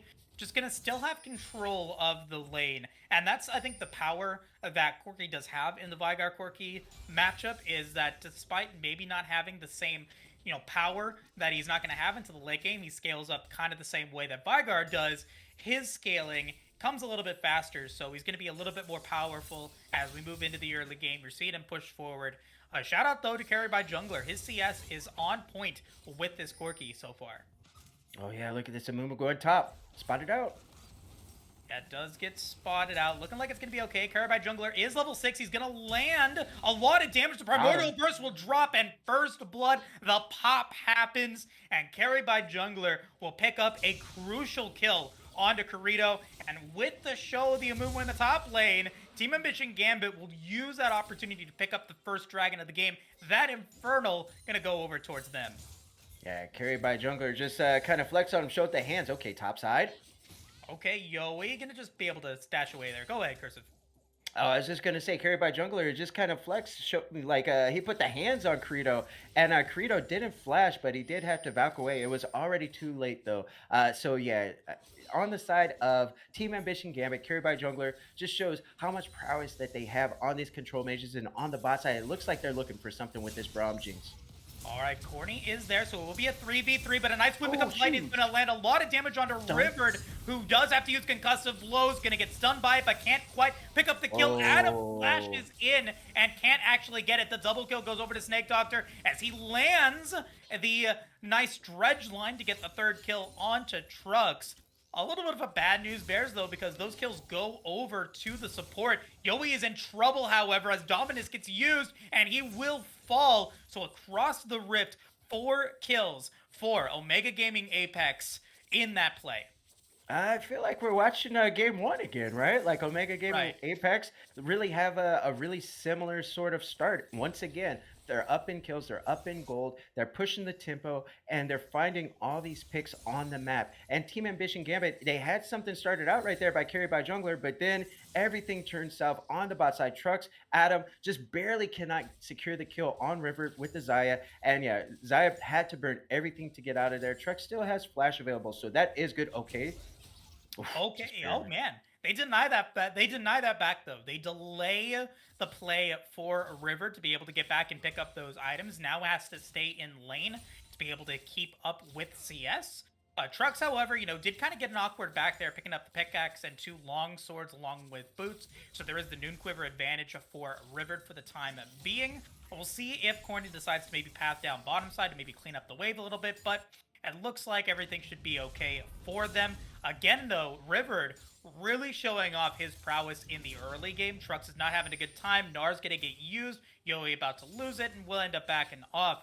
But I really want to point out Riverd, once again, really having a nice prowess in this laning phase. Right, exactly. And looking at Carried by Jungler on this Veigar pick at 59 stacks right here. Okay, we're looking bot side. All right, Bandage Toss is going to land. Curse the Sad Mummy getting used. Adam is not long for this world. Trying to be able to give the kill over to somebody, but they can't actually get it. Adam, though, going to fall. That is a kill there for Trucks, and Riverd trying to be able to maybe pick up a second one, going to get away just barely once again, thanks to the zap. Trucks could still try to go for it. He does have the vision, and he will be able to pick up the second kill.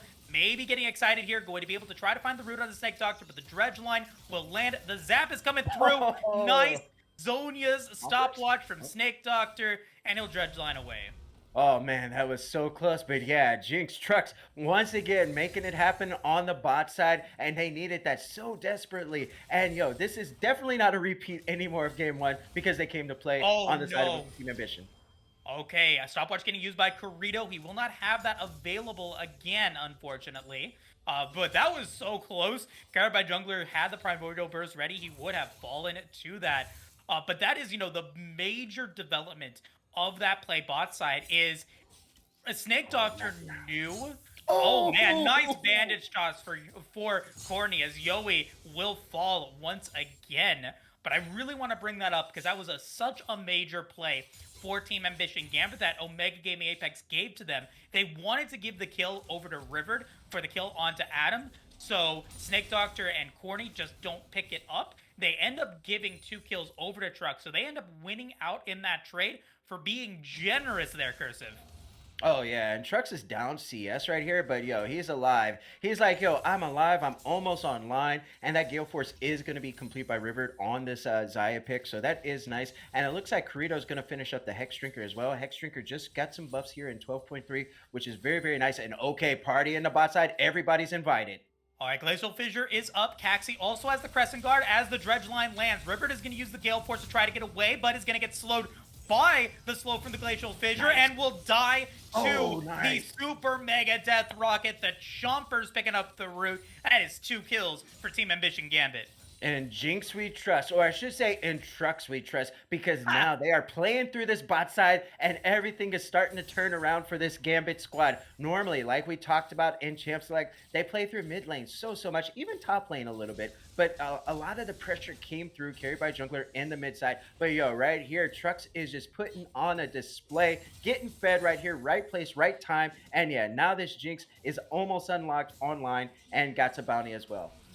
Yeah, really nicely done here from Team Ambition Gambit. They know that their win condition is going to be through the scaling of the Vigar and the Jinx, and now a 3-1-1 stat line for Trucks is going to net him most likely his mythic item out of this play as they pick up 2 turret plates and the Cloud Drake as well. So the early game going to go over towards red side once again. We also get to see the Rift Herald still online for Caxi. And most importantly, the very important package is going to get used to deny potential kill. The gank from Caxi getting a lot of value. Oh, this is so sad for Carried by Jungler. He wants to get some of these plates by this Rift Hero, but he can't because everybody gets spotted out right here on this roam up from the bot side. So he has to back away. I don't believe he got paid out right there, unfortunately. But look at the roam up. Now they say, hey, we're going to roam too. Everybody top side. Now let's help out this Gnar. Yeah, Okina maybe making a little bit of a mistake there. Dominus is going to get used. Primordial Burst as Carried by Jungler picks up his 2nd kill of the game. And there is no one there to gank yet for Corny. Now finally, Trucks and Adam are there. Gonna be able to pick up some turret plates as the Bandit Toss does land. River is gonna flash through. Curse the Sad Mummy used as well as the Feather Storm. Crooks will get shut down. Dredge Line is going to land along with the Depth Charge as Snake Doctor picks up the kill onto Adam. Yeah, Trucks and Adam, they were backing away. They knew that they couldn't stay, right? They said, hey, we're going to go ahead and back away. We see everybody on our side top diving, making it happen. Like we see, 3, 4 bot sides. So we'll just go ahead, back away, play safe, give up the plates. But then they walk back in. And as soon as that happened, we see Corny say, hey, guys, this is free. Follow me. They go in with that Bandage House, Curse of the Sad Mummy, and this might be that turret being taken as well. It absolutely is, actually. Yeah, really solid play there from Omega Gaming Apex, picking up even more gold for Rivered as this Zaya, now almost level 9, getting the maxed out critical damage from Blade Caller if they does decide to level that up, which I'm sure that he is.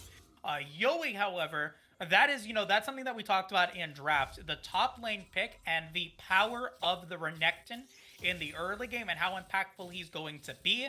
I gotta say, Cursive, he has a Blade of the Ruined King and a little bit of a CS advantage, but has he done enough here in this early game to warrant the pick? You know what? That's a really good question. It's all going to come down to how much pressure he can get on the top side. So as long as this lane phase is going on, okay. Oh my goodness. Ooh. So much damage from Rivered with that Luden's Tempest. Could have actually dropped the Primordial Burst there. But anyway, you were saying, Cursive. It's all about, hey, can you get down, similar to what Joey did on the Graves last game. Can you get down multiple turrets, multiple tier 1s, inhibs, all these things? Can you do that? And essentially, can your team fight without you as well? If you're the strongest person on your team, it's really difficult for your team to actually win without you, even if you are on a pick like Renekton, for example. And speaking of which, Okina still trying to be able to use that power, but is going to get stunned as Nar goes into his mega form. Dominus will be used defensively in order to stay alive, but he is going to get hit by the boulder. Not going to end up seeing any follow-up there, but with that ultimate down, is going to lose a little bit of lane pressure as Yoi, now back to mini form, will be able to survive. He also has Hole Breaker, so trying to go for a similar style of play that he had in game 1. Joey needs to get out of there. They are absolutely looking to dive this, even with that Dominus down right here. Okay, Yoi not going to be able to get back, and so now he probably is going to fall to this 3-man dive despite the Hole Breaker. Won't be enough. Featherstorm is going to get used by Rivered to be able to get away from the play from Trux and Adam. Carried by Jungler, now bot side, looking to maybe get a kill onto Corito, who is in trouble using the Valkyrie, but when becomes Lightning lands, Flash getting used, so he will back off. A turret going to get taken for free for Omega Gaming Apex. Yeah, Corito just had a lot of patience right there. Played chicken right there. Said, hey, you know what? I'm not going to do anything until I see you actually take that. And as soon as Caxi did it, it's like, okay, I'm just going to flash away right there. Caxi can't follow up. No, the steal from Trux. Oh, I feel so bad. Whenever you use Primordial Burst and someone takes your kill, you feel really sad about that one, man. And Trux is going to stay in to get some of the gold from his turret. That's going to be a little bit of salt in a solo queue game. Yo, I think they're just fighting amongst themselves. Carried by Jungler and Trux are just like, oh, I'm the carry right here. You know, I need to get all the resources. And Carried by Jungler is like, no, I'm the carry. What are you talking about? So yeah, that's just a bit of it's kind of funny seeing that, how it went down right there. And I just got to highlight Primordial Burst right now is, what is this? It's only 16 minutes in. It's already doing anywhere between 500 to 1,000 damage on this Veigar pick. I like what we see right here, though. They're going to go ahead and trade this away. Says, hey, you know what? You take the dragon. We'll take this Herald. I like it a lot. This is really good macro. But guess what? This is going to put Team Ambition Gambit already on Soul Point. And once again, it is going to be an Ocean Soul.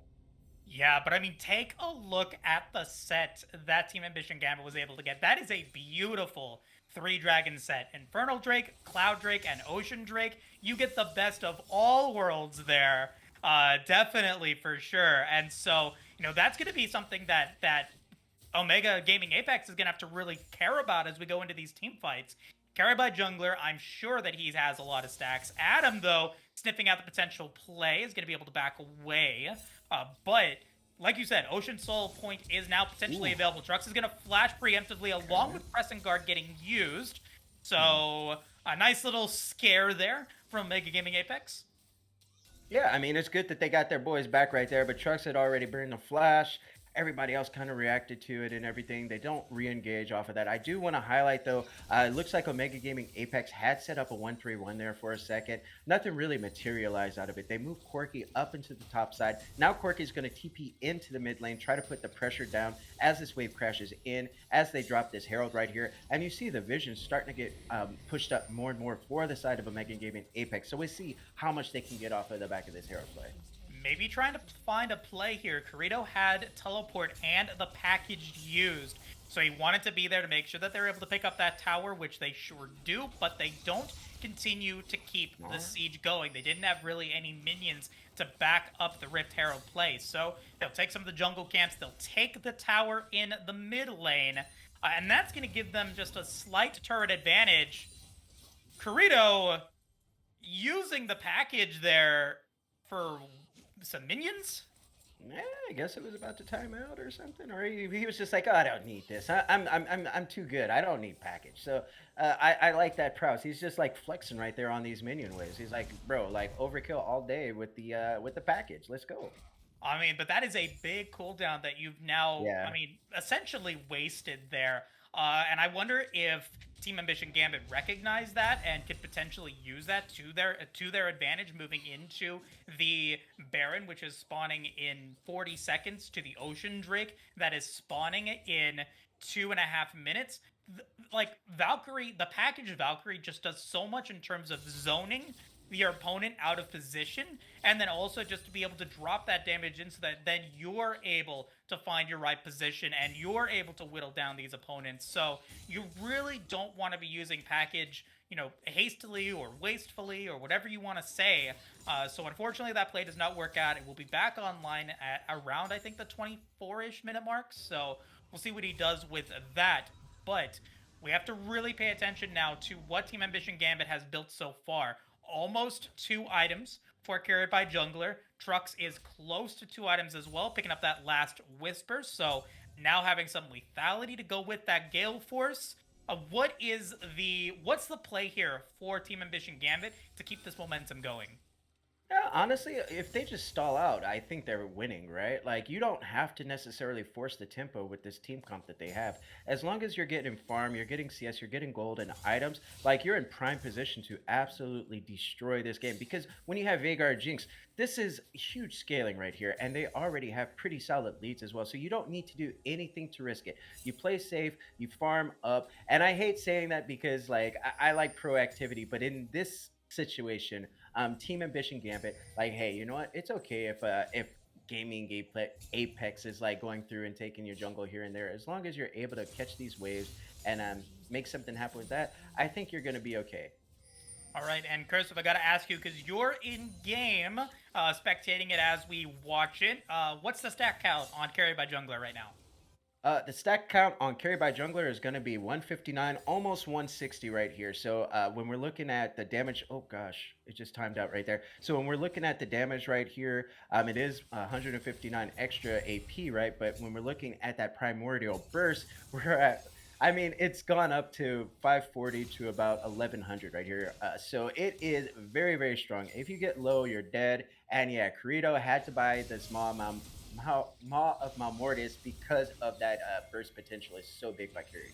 All right, when Becomes Lightning gets used, Rivet is going to be able to Gale Force away from the event horizon. Okin is going to teleport through. Now remember, Soul Point is online for Team Ambition Gambit. However, the play is to go towards Baron, so they will try to trade for this. Yes. Yowie is still in the area, but he does have teleport. He is trying to get as much health as he can down. He knows that Omega Gaming Apex has to go towards the Baron. Let's get vision on Baron right now. Let's see how far it is to going down and coming through. Corito and Yowie up against each other. That is not the play, maybe, but we are looking to see the collapse onto the rest of the members. The Event Horizons going to land onto Cordy, and he will get hit by the Primordial Burst. That is a shutdown for this Veigar, as Snake Talker is the next target. Yowie with the flank to try to find the yard, but the Feather Storm from River is so massive. Okin is still full HP. Adam is so low. Trux is low. It's a double kill for Snake Doctor. Carried by Jungler.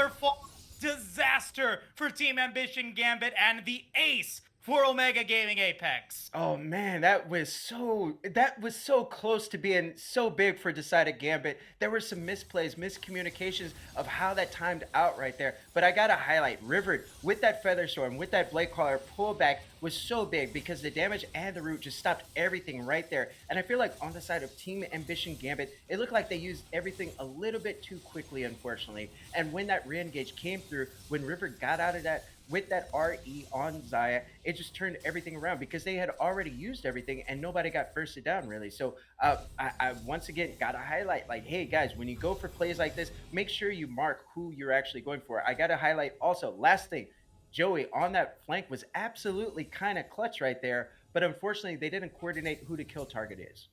Unfortunately, that will result in not only the ace for Omega Gaming Apex, but also the Baron will result in a 7,000 gold advantage for this squad. It is definitely going towards the danger zone. You are teetering towards disaster for Team Ambition Gambit. However, we have to continue to talk about it. Carry by Jungler and Trux are your win conditions, and they are still scaling up and getting damage. Lord Dominic's Regard unlocked for Trux, as well as the Void Staff for carried. So, yes, they are behind by a substantial amount of gold. No, they are not out of the game just yet. It's up to Omega Gaming Apex to try to use this Baron as effective as possible while they still have it. 2 minutes remaining on it. I think this is fine. After looking at the gold count, a lot of the gold on the side of Omega Gaming Apex is on this Renekton pick. So, hey, as long as you guys are able to team fight together as 5 without Renekton there, I think they're in a really good shot for Gambit. We got 3 members of the blue side going towards the mid-inner tower, carried by Jungler and Caxi, though, looking to find a Corki, and they will find him. Primordial Burst used. Corrido will fall to carried by Jungle. That's another 5 AP stacking towards that one. Okina is going to get denied any sort of kill onto Yoi as Dominus about to expire. He will have to back off. Inner tower getting taken here for the side of Omega Gaming Apex. Yoi is the next target. He's going to get dove upon. Can he survive? He's going to bounce away, but will get hit by the bandage toss. The Callers of the Sad Mummy coming through. Snakeinator now in trouble, though. Dredgeline into the depth charge, trying to be able to survive, but cannot. Actually had a 300 gold bounty. Gets shut down. And when your Nautilus has more kills than your Xayah, that definitely feels a little worrisome. Oh yeah, the Nautilus says I'm the carry right here. No, JK, Nautilus not the carry at all. But they're not done. Check this out. Oh, Event Horizon doesn't land there. Okina's able to slice and dice his way away. But with that being said, you deny any sort of future Baron push. Yoi does sacrifice his life, but you do trade it for that shutdown on the Snake Doctors. So, Baron expiring in 22 seconds. I don't think they got too much out of that. An inner turret. But other than that, the base of Team Ambition Gambit survives this Baron play. Yeah, and I just gotta say, River is really strong now. So they got the Gale Force Essence Reaver, which is already a really solid 2-item spike for Xayah. But then you round that out with the Infinity Edge right here. It's going to be really solid damage for this Xayah coming out. So yeah, if you are Team Ambition Gambit, you absolutely need to be marking this Xayah. You need to be saying, hey guys, we got to blow this Xayah up. Make sure that we're not going in too early. Be hyper aware of where those feathers lay. And Credo on this Corki does have the package, as well as this dragon spawns in 20 seconds. Right, and still with a almost 7k gold advantage for Omega Gaming Apex. They're pushing towards the waves. The rest of the squad is coming through. Trucks, though, oh no!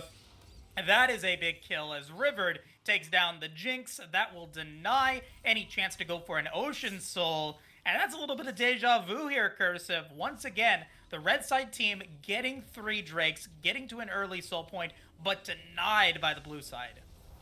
Yeah, no, that was just how vision control happens. When you control that jungle, your enemy squad's jungle, you can do plays like that, and it's going to work out. And carried by jungler and Adam just say, well, looks like we're not getting this one. We are already out of position. Anyway, they go ahead, break open, the tier 2 right there.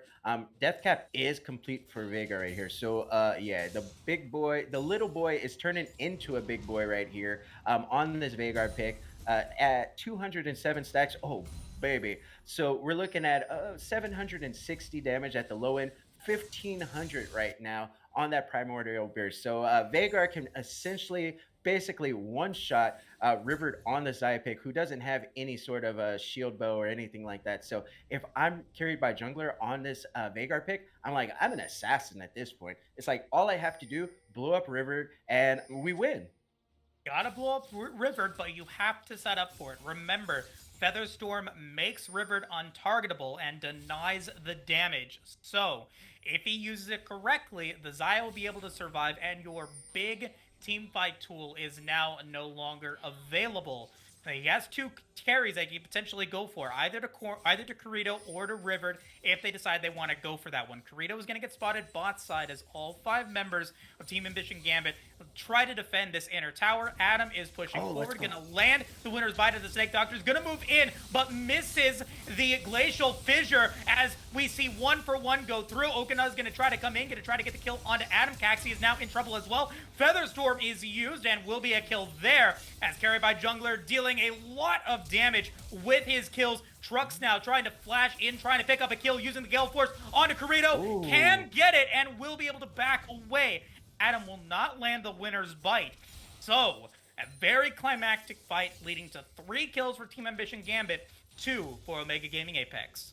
Yeah, right there. There was a little bit of a mismatch right there. So I believe Kirito was split pushing right there. TP's into that fight and immediately gets turned around with that nice Vagar cage and they explode him. And Truck's on the Jinx pick.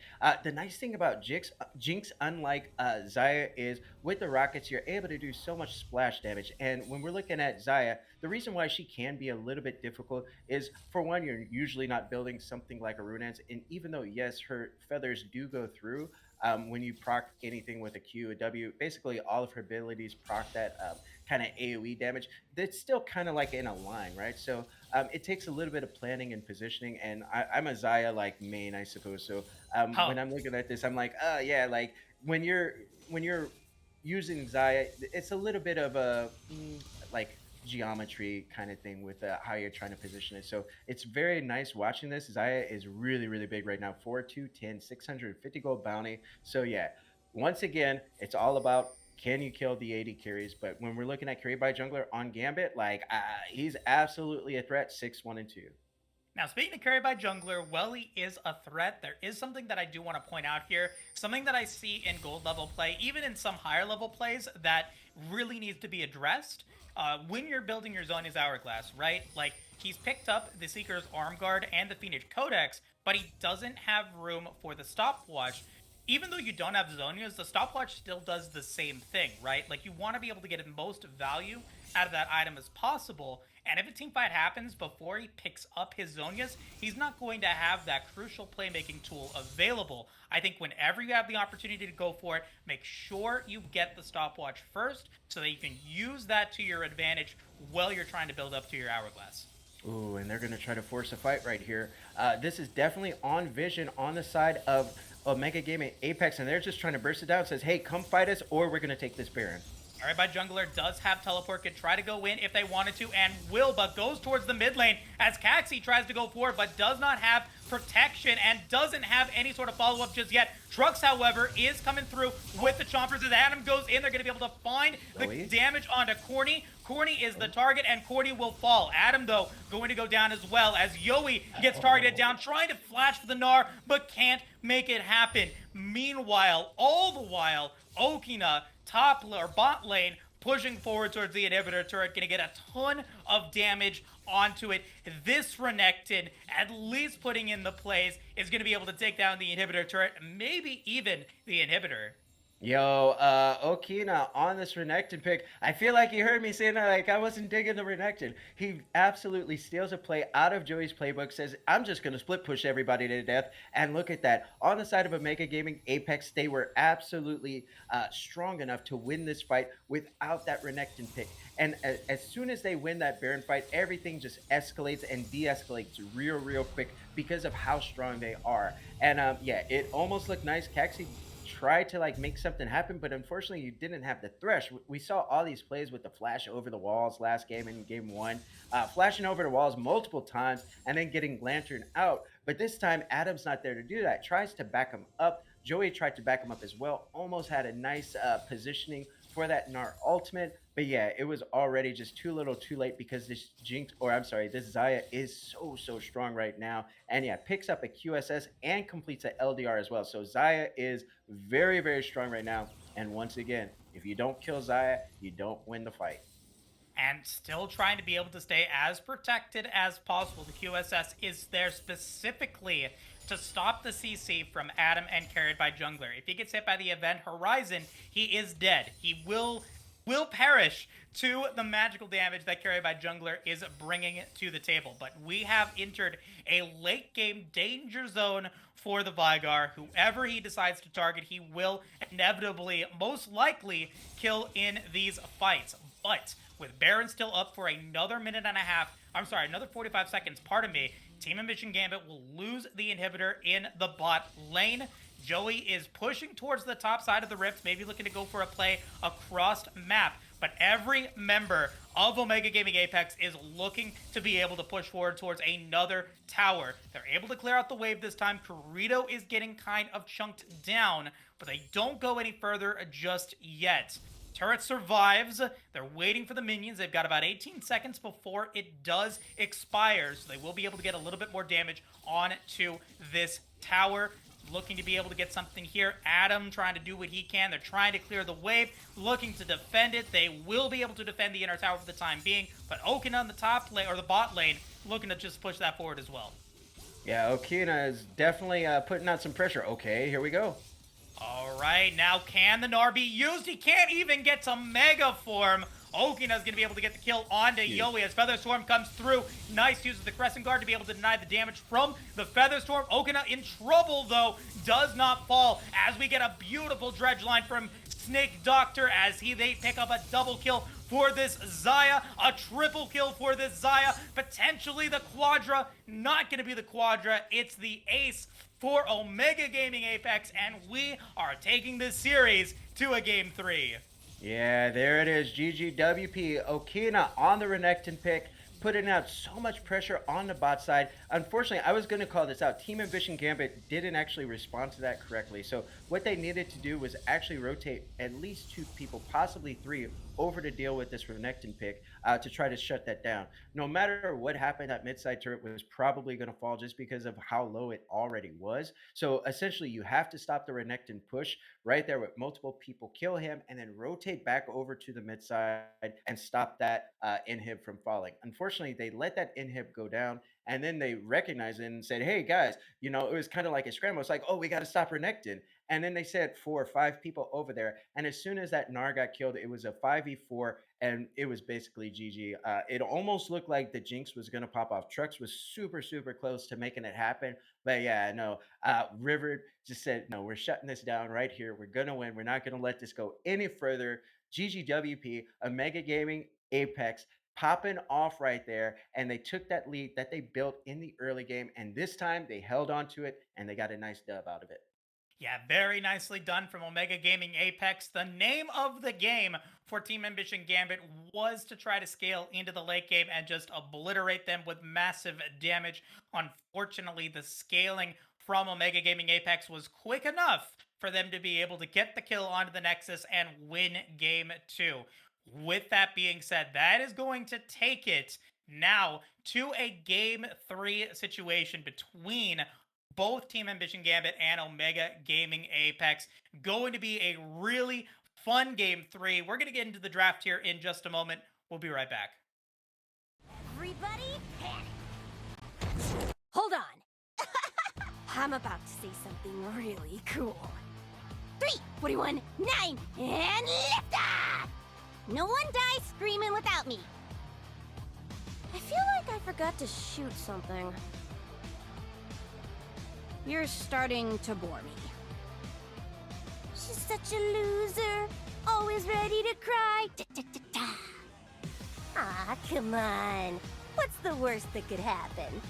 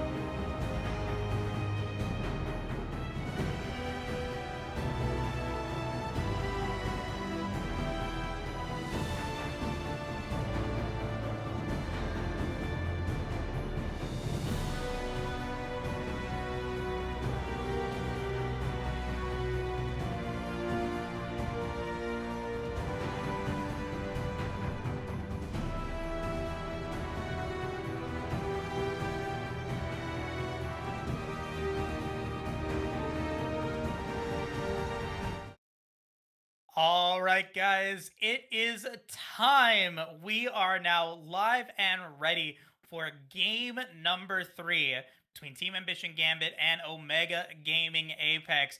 Cursive, this has been a banger of the series, and it goes all down to this last game. Here to decide who wins this series stays undefeated. Yeah, the pressure is definitely on right here. We saw so many different back and forths right here. Ooh, they actually take away the Renekton pick. Yeah, they didn't listen to me at all. I was like, oh, if Renekton pops off, he has to do something similar to what Joey did in game one. And yeah, he absolutely did. So nice job on that Renekton. Not going to be able to play it in this game three right here. Looks like a lot of the bans so far, well, a lot of them too, are similar. So the Hey, that's a Trundle lot. and the Gwen. Yeah, exactly. 2 out of 3. Yeah, that's like what, 60 something percent, right? Yeah, that's more than a majority. But with that being said, Victor is going to be banned out once again. Omega Gaming Apex is going red side this time. Team Ambition Gambit going to go back to their blue side roots, looking to make it to where all 3 games are won over on blue side. Omega Gaming Apex, though, looking to break that curse. Now, with Renekton banned out, it does mean that some of the earlier bans that we didn't get to see in game 1 and game 2 are now going to be available. Poppy is now back on the table for Omega Gaming Apex to potentially pick up. There's That's the big part about this, though, is you give up some champions Jinx. to give yourself the opportunity to maybe go for a different one. Yeah, I think OGA should have just banned away Jinx right there. We'll see if Trux wants to pick this up. I mean, a lot of the carry potential, a lot of the team fight potential has been off of the backs of Trux on, Jinx and Twitch. So I would say just go ahead and lock that Jinx right there. And if OGA gets a counter pick lined up, then hey, you know what, go for it. But drafting Jinx is pretty much standard in B1 when it's open. Now, remember, Lucian has been banned out in games 1 and 2 against OGA. It is now online. Lucian can be picked up here. And we saw some really great plays from Rivard on the Xayah. His options are there. He still has the Xayah available. He still even has he has a Lucian available now. So, I mean, there are potential opportunities they can go for. He's really popped off in both games. He can even pick up the Ezreal if he wanted to. So I'm excited to see what they decide to go for. Viego getting picked up. Volibear is hovered. Oh, man. One of my favorite junglers coming online. Volibear and Nami secured for OGA.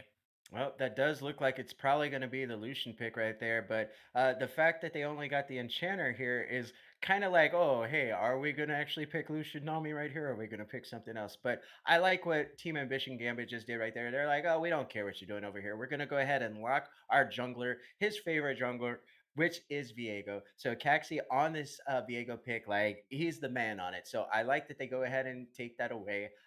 The Jinx is still up and available, but hey, if you do lock Jinx here, I mean, Lucian can be a bit of a counter with Nami just because of the fact that he brings so much damage early on.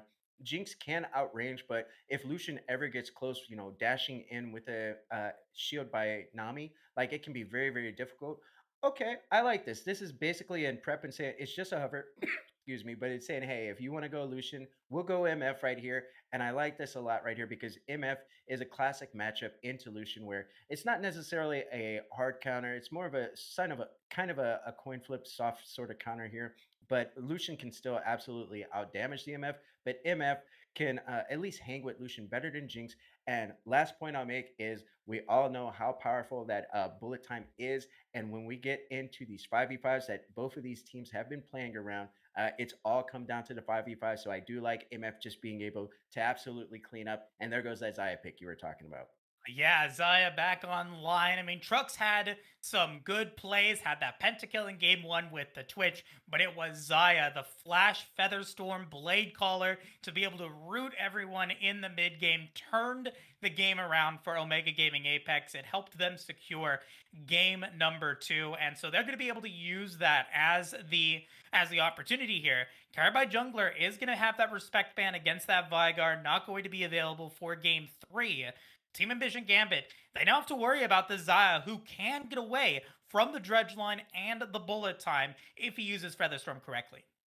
Right, exactly. So pre-level 6, Zaya is absolutely susceptible to a gank by either Viego or Nautilus. And even at level 6, you have to be hyper careful about how you use that ultimate by Zaya. So once you use that Feather Storm, it is a very long cooldown, and it makes you susceptible to all ends very easily. And you turn into a regular 80 carry, basically. So we're sticking with some of the similar premises that we've had in the last games with the second rotation of bans. This time they're going to pinch away the Vagar. Now we get the Seraphine band away, just making sure there's no wombo combo coming through with mid bot synergy in general. And we'll see what Team Ambition Gambit wants to take away in this final ban.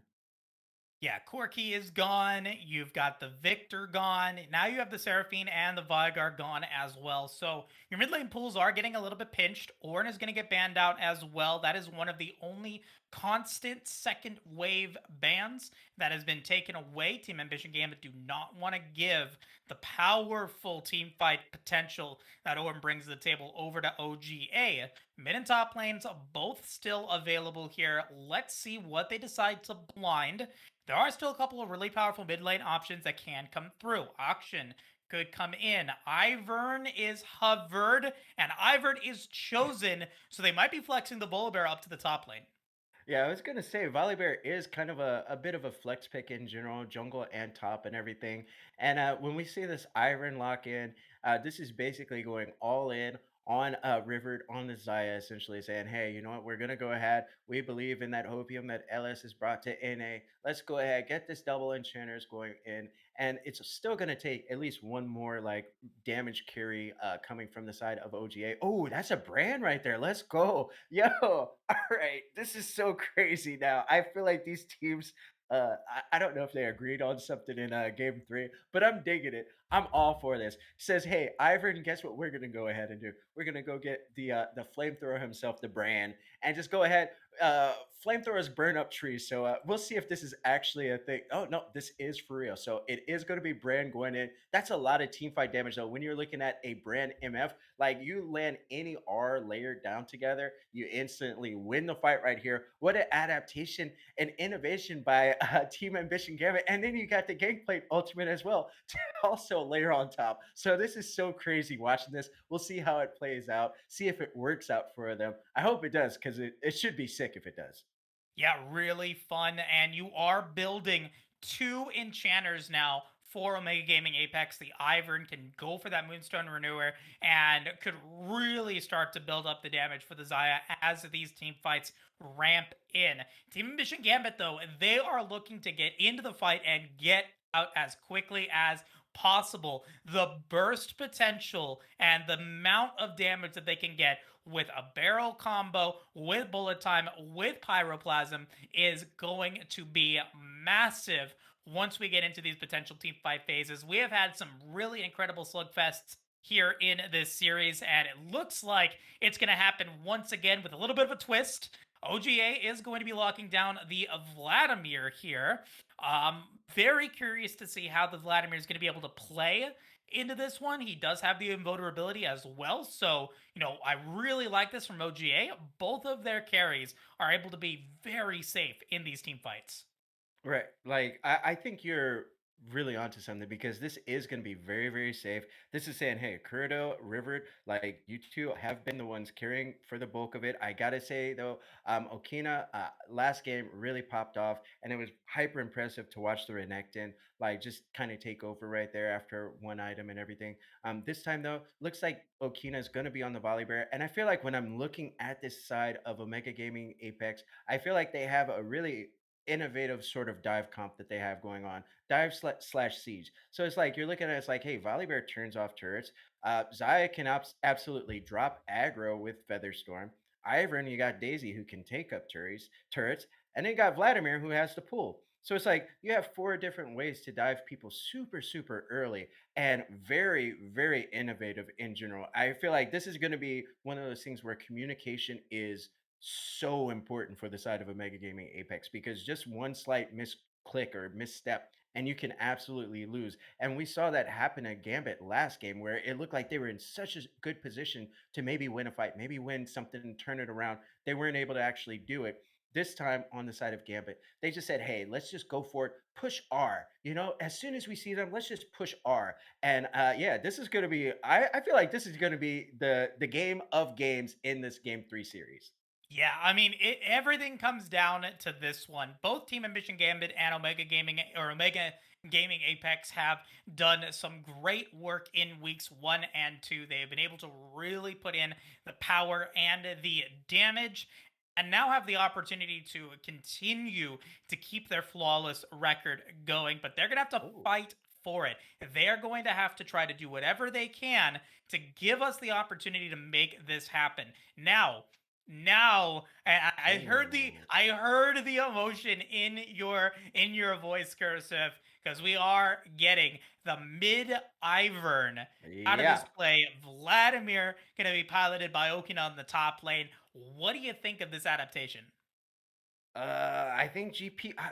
It's been so long since I've seen GP Vladimir top. I'm not even gonna lie. Like I feel like GP no, I'm not going to even speak on that one because I don't want to sound like idiot. I feel like that's going to be super excited, but I want to see what Karuto is going to do here on this Ivern arc. Is he going to be roaming around, trying to invade on the jungle, taking away camps, and just say, "Hey, carry by jungler, I know you're brand or whatever. You want to burn me up because I'm a tree, but guess what? I'm not even farming lanes. I'm farming your jungle camp. So if that can happen right there, I feel like that would be so crazy with the volley bear, corny, maybe to hold hands so that they can feel more comfortable invading. So I feel like Omega Gaming Apex just like threw so many monkey wrenches at me where I'm just like, man, like I was completely caught off guard by a comp like this. If you're watching, you know you were caught off guard too. So like you can't even like say that's just me. So I want to Yeah. see how this comp like plays out as we get into this Game 3. I'm very curious to see, how well Corito is going to be able to pilot this Ivern. I've had the privilege of Privilege. playing some Ivern mid games, just in Hmm. some normal drafts. I just wanted to see how it plays. And it is it can be so difficult to CS. Like I'm about the same level as the players here in the Aegis Guardians League in terms of where I'm at rank wise, and I definitely felt really tough, opportunities, and it really felt difficult for me to be able to, CS properly and have impact in the early game with the Ivern. Now, yes, once I was able to get into the mid game, I felt fine, but there's a reason why Cloud9 and high level teams are playing it is because they can actually CS and they can actually execute upon it very well. This is a big test here for Corito and for Omega Gaming Apex. They are making a statement. They're taking a big risk here in Game 3 that, I mean, we're going to have to find out if it actually does pay Ooh. off because it's such a big adaptation. Yeah, just real quick before we end this delay, I gotta say, yo, if you're not buying Grievous Wounds early, you are doing it wrong on the Oh, side yeah. of Team Ambition Gambit because everybody on the side of Apex has some sort of healing, except for the Zaya or shields or something like that. So, yo, invest in that Grievous Wounds. It is your friend. You have to, you need to, and you want to if you're Team Ambition Gambit. This is going to be the final game of this series. Omega Gaming Apex, Team Ambition Gambit, Game 3 on the line. We're going to take a quick break before we jump into it. We'll see you guys shortly.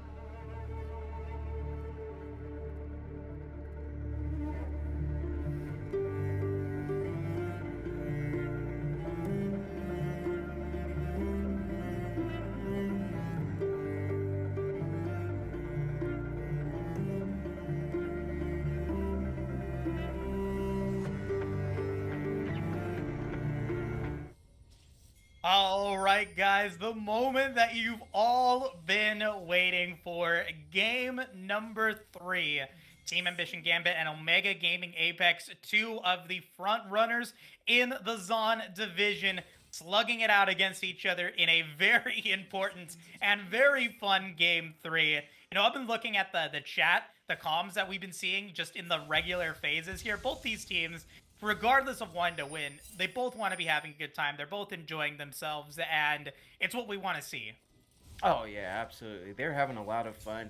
They're talking about it, like being super open, like, "Whew, what a nice game, super close, man. It was a clincher, you know." So each one of these members, I'm sure they're having a good time, and the fact that they've been able, each of these teams have been able to win so convincingly in these first 2 weeks of the AGL League, it really shows how much these players play for the spirit of competition. Exactly. And it's going to be really just a fun lane and a fun game to cast. You get to see Ivern mid. He's got Airy. He's got, the opportunity to really pop off once we get into the mid game. We wanted to talk about a couple of the keystones that were picked up here. Snake Doctor going for Electrocute on the Nami. Trucks going for the Arcane Comet on the Misfortune. Oh yeah, and also I gotta say, Adam, you forgot to buy items. Adam just backed right now, picks up the relic shield and 2 pots. So that's why you see Adam, the Nautilus, not here for trucks. And this is costing trucks quite a bit because he's trying to CS this. He did get that one, luckily, but yeah, he can't step into the wave because it is 2 people there. So yeah, now he's gonna go ahead and back here, and this is actually working out really well for this squad because if you're looking at MF, not like you want the Zaya and Nami to overextend so you can threaten the all-in. So this is actually really, really solid right here. And Caxi on this Viego pick may make his way up to the bot side to try to get a gank here as this wave is pushed in. Doesn't look like that is going to be the play, unfortunately. That would have been cool to see, though. It would have been, maybe an interesting adaptation. But instead, Caxi's going to get seen and will go for the Raptors here.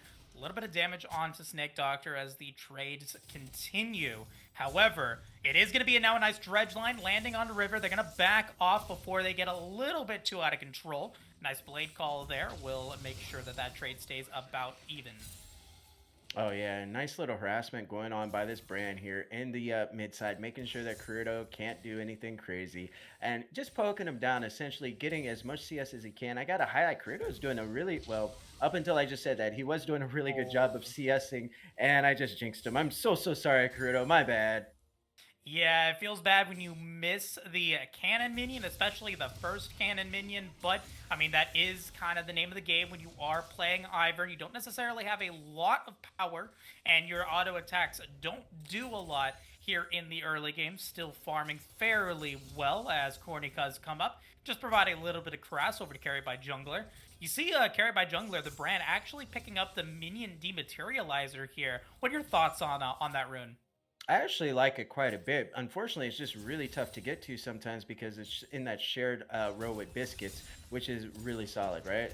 So it's one of those things like it can help you out quite a bit. And when you're looking at Brand who wants to basically perma push or just basically not miss any sort of caddy, I don't mind it at all. If you're trying to perma push and do that, then minion DMAT is absolutely a great way of doing that. Right now, Corito, I think, really navigating the early game fairly well. Caxi's going to look to go for the play against Okina, who does have to use the invulnerability a little bit early there, does still have flash, and will be able to avoid the stun, so we'll be able to get away from that. Adam going to barely get away from the Aqua Prison, so the trade's not really working out anywhere across the rift for either team. But we continue to see Cordy continue to put some pressure and a lot of presence towards this mid lane. As he looks to try to get the play over to Carry by Jungler, the root's going to land. He's going to try to flash away here and but will he be able to get out of this? The stun's going to come through. Flash from Corny going to get used. Can they get it? The answer is no. He will escape with his life. Carried by Jungler. Oh my goodness. This guy is basically a cat with 9 lives. How did you get out of that? That was so clean. They brought everybody, all the CC lands. I think the problem that they ran into was essentially Ivern doesn't have damage. Okay, let's go. No, River, though, in trouble, going to die. First blood going to go over to Trucks. That is huge for this MF. Oh yeah, this MF is loving it right there. Picking up the CS, gonna go ahead and crash this in. It's also gonna deny a lot of CS and experience to Rivered as well.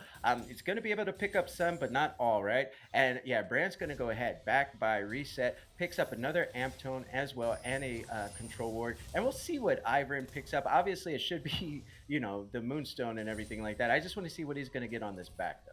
I don't. He has 31 CS, so he might have enough for the Bandle Glass mirror, and he does, so he will be able to pick up that crucial item to go towards that renewer as well as a control ward. I mean, that is what you need here. If you are playing this double enchanter, you want to be able to get those roams and the vision control down to either top or bottom lane to give your team some help when Daisy is spawned, but we've yet to see Corito try to go for a jungle camp yet, trying to use his passive. He is trying to push up the wave, though, and we'll get a little bit of damage, and we'll continue to keep that pressure going. We might be seeing a roam very shortly. Yeah, it goes ahead, hits level 6. Look at this bot side, though. Caxi camping in the bot side, and okay, he's going in. Can he find it? He's going to drop the mist onto River. He's going to get hit by the stun. A lot of damage there, and Caxi's going to be able to back off. It doesn't get punished too badly for it. However, Corito, like I said, is level 6. He's dropped the control ward and some vision in the river. And with the super early game power of Corny on this Volibear, they may be looking to try to go for a dragon play here. As Caxi just tries to continue to harass onto River, trying to delay the keep of this dragon, and will, for the time being, make that a reality. I think a really nice play from Team Ambition Gambit, denying the early Drake. Oh yeah, Caxi said, "Hey, get out of here! This is our dragon. What do you think you're doing? You have freaking 2 enchanters in lane. You can't challenge this." And I like that right there. When you realize, like, hey, you know what? They can't fight us, even if they do have shields and heals. Like, they can't out damage us, or they can't out shield us just yet. So goes ahead, chases away everybody, picks up that dragon right there, and yeah, nice way to start that up. And as these waves kind of reset and everything, we see how this vision game is kind of set up. And Caxi is a beast on this Viego, I gotta say. But yeah, that river is absolutely right now controlled and contested by Gambit Esports, taking advantage of this comp that they put together that just has more damage than Apex's. Yeah, at the moment, more damage, more control, and more power for the side of Team Ambition Gambit. I also want to point out that Daisy did get taken carried by jungler. That is an extra 50 gold that ultimate gives over to the brand if you do land that last hit. So, any little bit of gold advantage, any little bit of power that you can get is super big, especially when you're playing a mage that needs to be able to get those damage in, wants to get the spike of that Leandries as quickly as possible. He's at 61 CS right now, is starting to really put on the pressure to deny Corito the opportunity to go in for these roams that he is trying to look for. Oh yeah, and I just gotta say, Okina on this Vladimir is really like putting a lot of cues into Joey up here. But yeah, Joey just has those oranges ready, has that remove scurvy, and it's actually turning into such a weird battle of sustain between these two. How much poke Joey has been eating, and okay, Brand's in trouble here. Nice use of the flash. The Dredge Line's going to land on the Snake Doctor. Both Rivered and Snake Doctor are in trouble as carried by Jungler does fall in the mid lane. And Rivered is able to take the kill onto Caxi. But a nice depth charge as level 6 gets taken by Adam means that Trux will pick up his second kill of the game across the Rift. It's 2 for 2. Ooh, okay, yeah. I was focused on mid side, but yeah, everything was happening bot as well. Oh, flash. Oh boy, Okina's gonna flash through, but can't quite secure the kill onto Yoi. Uses the Hemo Plague, but just doesn't quite have enough damage. The oranges are enough to stop the blood draw there, so nicely done from Joey to be able to survive. He will lose a turret plate for his efforts and will have to teleport back in a bit of an awkward stage, it looks like, but at the end of the day, still a fairly even game. 800 gold lead for Team Ambition Gambit. And it's now starting to get a little bit scary, I think. Okina, though, maybe staying a little bit too far out, a little too long here, going to get punished for his efforts. Will he die? He's going to get hit by the barrel, and Joey picks up the kill. Yo, Joey said, yo, you want smoke? Let's go. Okina tried to get a kill earlier on Joey. Joey comes back, just back but came back full HP with that Sheen, with that Coalfield's Warhammer, and yeah, he just took it to Okina and said, "Yo, I know you haven't reset yet. I know you've been sitting there, trying to farm up on my plates there, buddy, and you're gonna pay for it with your life right there." So nice job by Joey, just taking it to Okina, flexing on him, not playing it safe at all. And yeah, when we're looking at the bot side, oh, never mind. There's like pings all around this mid-side river, so I'm wondering if maybe a fight might break out here over this Rift Herald that just actually is going down. All right, a lot of damage onto Corito as Pyroplasm gets used, but it's carried by Jungler that's now in trouble as Corny uses the flash. He's trying to be able to pick up the kills, but Caxi gonna miss his flash and will miss the Spectral Maw. Corito is going to land the root and maybe looking to find a play here. However, he's gonna get stunned in. Heartbreaker is still available as Depth Charge is coming through on to Corny. He does still have Stormbringer. Can he actually get it off? He cannot. That is huge for Team Ambition Gambit as Carino is now running for the hills. He can't find the slows. The resets for Caxi are there, and it's 2-0 Team Ambition Gambit. Oh yeah, Corito was playing with fire, walked just barely back in, and they capitalized so hard on him, getting the kills, going over to everybody that you like to see.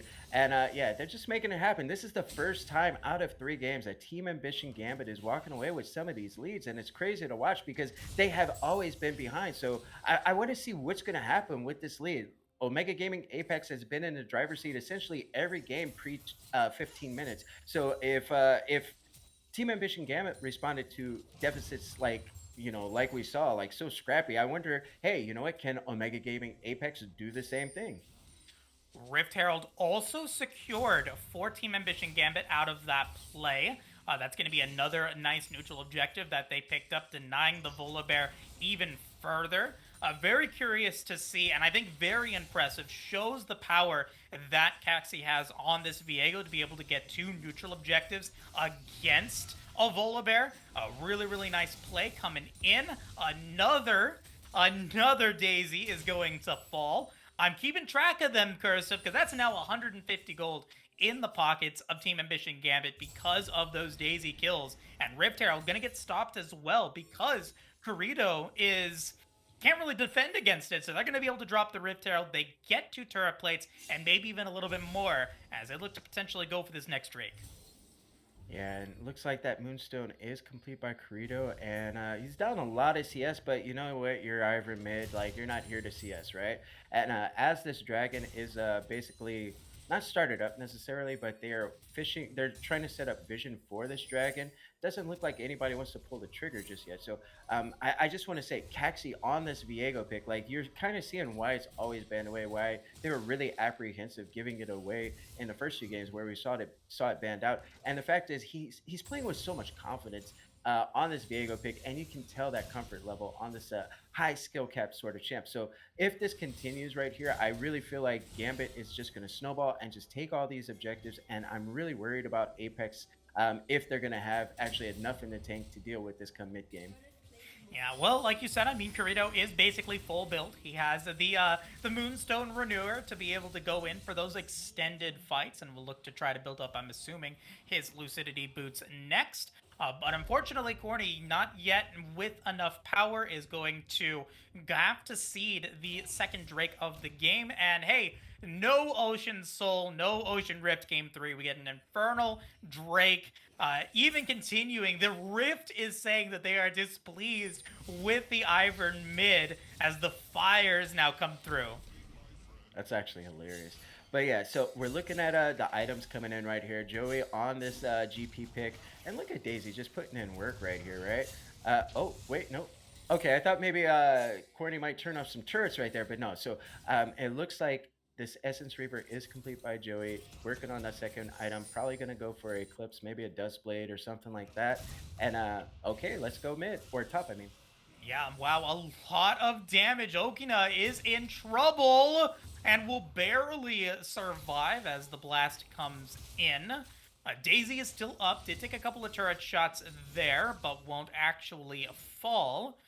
Remember, 3 Daisies have now been dropped for Corito. He hasn't gone for any roams as of yet. He is playing mostly like a mid laner for the time being. Okinawa's going to come back with the teleport, still gets hit by the barrel charge. Nicely done, and Daisy is going to fall once again here.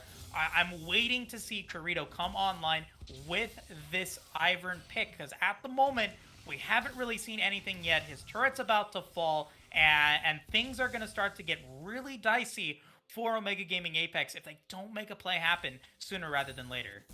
Yeah, they really need Zaya to get ahead. Same thing with Vladimir. So what happens in the last two games, like we kind of talked about with the lead, okay, with the leads that they're able to generate usually on Gaming Apex, is the carries get ahead, and yeah, that's what you kind of want to have happen, right? Your late game carries getting fed. In this sort of a scenario right here, it's kind of the same thing. Like you need these carries to get fed, and okay, let's go bot. Oh my goodness. That double up damage from Trucks was so big onto River, chunked him down to about 60% HP there. And they saw immediately when Snake Doctor showed mid lane, they decided, hey, let's go bot side, let's try to make a play happen. They push down against the Zaya. As we get continued plays coming through, Tidal is going to land Snake Doctor all alone there. What are you doing, buddy? As you become sushi. Actually, not sushi. Kind of cooked salmon there as we get carried by Jungler, just burning the fish alive. Daisy's going to get popped once again, trying to be able to go in for some sort of knockup, some sort of power here. And this time going to fall. Going to give a 50 gold over to Trucks.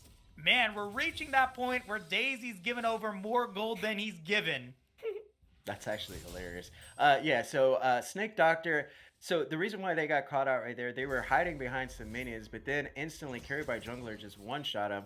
And as soon as that happened, we saw Adam flash forward, hook Snake Doctor. Totally was not ready for it. Tried to flash away, and yeah, it was already too little, too late. GG on that one. So nice job right there to get that play picked up. And when we're looking at the items coming in right here, Okina on the top side goes ahead, completes the Rocket Belt, Kimtake done for Corny, and we already highlighted the Moonstone. Looks like the Gale Force just comes in by Rivered as well. And yeah, like this is going to be a real difficult uphill battle for the side of Omega Gaming Apex. And yeah, they must have some strat behind it, and that's why they picked it, right? I mean, at this point, like, yes, the early game is going to be rough, and you're really looking for that mid-game swing. You want to be able to get both Moonstone Renewers, Snake Doctor very close to being able to pick theirs up, and then once you have both of those crucial summoner spell or crucial mythic items online, Rivered and Okina are going to be able to put in the damage in these team fights. You want to be playing towards these team fight objectives, and you have two team fight objectives on the rift or almost on the rift at the moment. 30 seconds until the Infernal Drake spawns. You have objective bounties up as well, and it looks like Omega Gaming Apex are going to be able to pick up the Rift Herald or the second one here in the top side of the rift.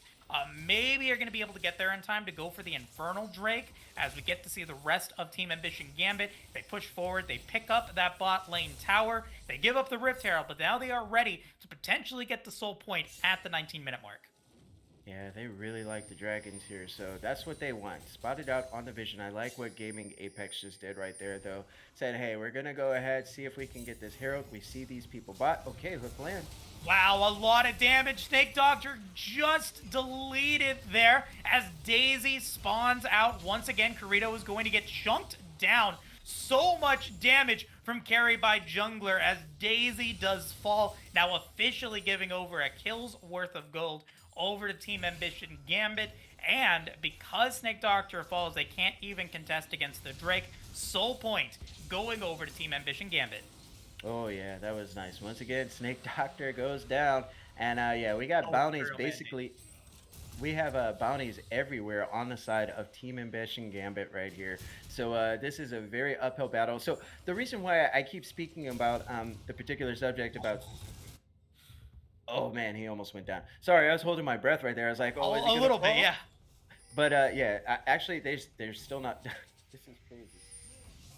No, they're not. I think we're over now. Carry by Jungler is going to teleport, and there's the back to that. But, I mean, yeah, we're waiting to see the potential from Omega Gaming Apex. It wasn't the Moonstone Renewer part of me. It is the Imperial Mandate, probably the best support item for Nami just because of what you're able to do with it. So a solid pickup there. My faux pas for trying to come into it. But Cursive, now you've got your team fight ready for Omega Gaming Apex. Do you wait a little longer, maybe try to get your Zythe to items, or is it like a now or never opportunity here? Well, the problem is they've basically given up multiple items over to Team Ambition Gambit. So essentially, what you're doing is you're coin flipping. Can you do enough healing and shielding with that Ivern Nami combo to make up for all the damage that's coming through? I mean, when you're looking at the side of Gambit right here, like these are all high damage dealing carries. MF, Brand, GP, like we're ignoring Viego, but these are all super high damage dealing carries. So if you're looking at Vlad and Zaya as your two main damage sources, these are your win cons. They have to be at a point not only to where your heals and shields are strong enough to where you can negate the damage, but also that they're able to do enough damage to actually prevent the other team from killing you first. So that's why I keep on bringing up like, hey, they need to build some leads. When you look at the bot side, they're down CS,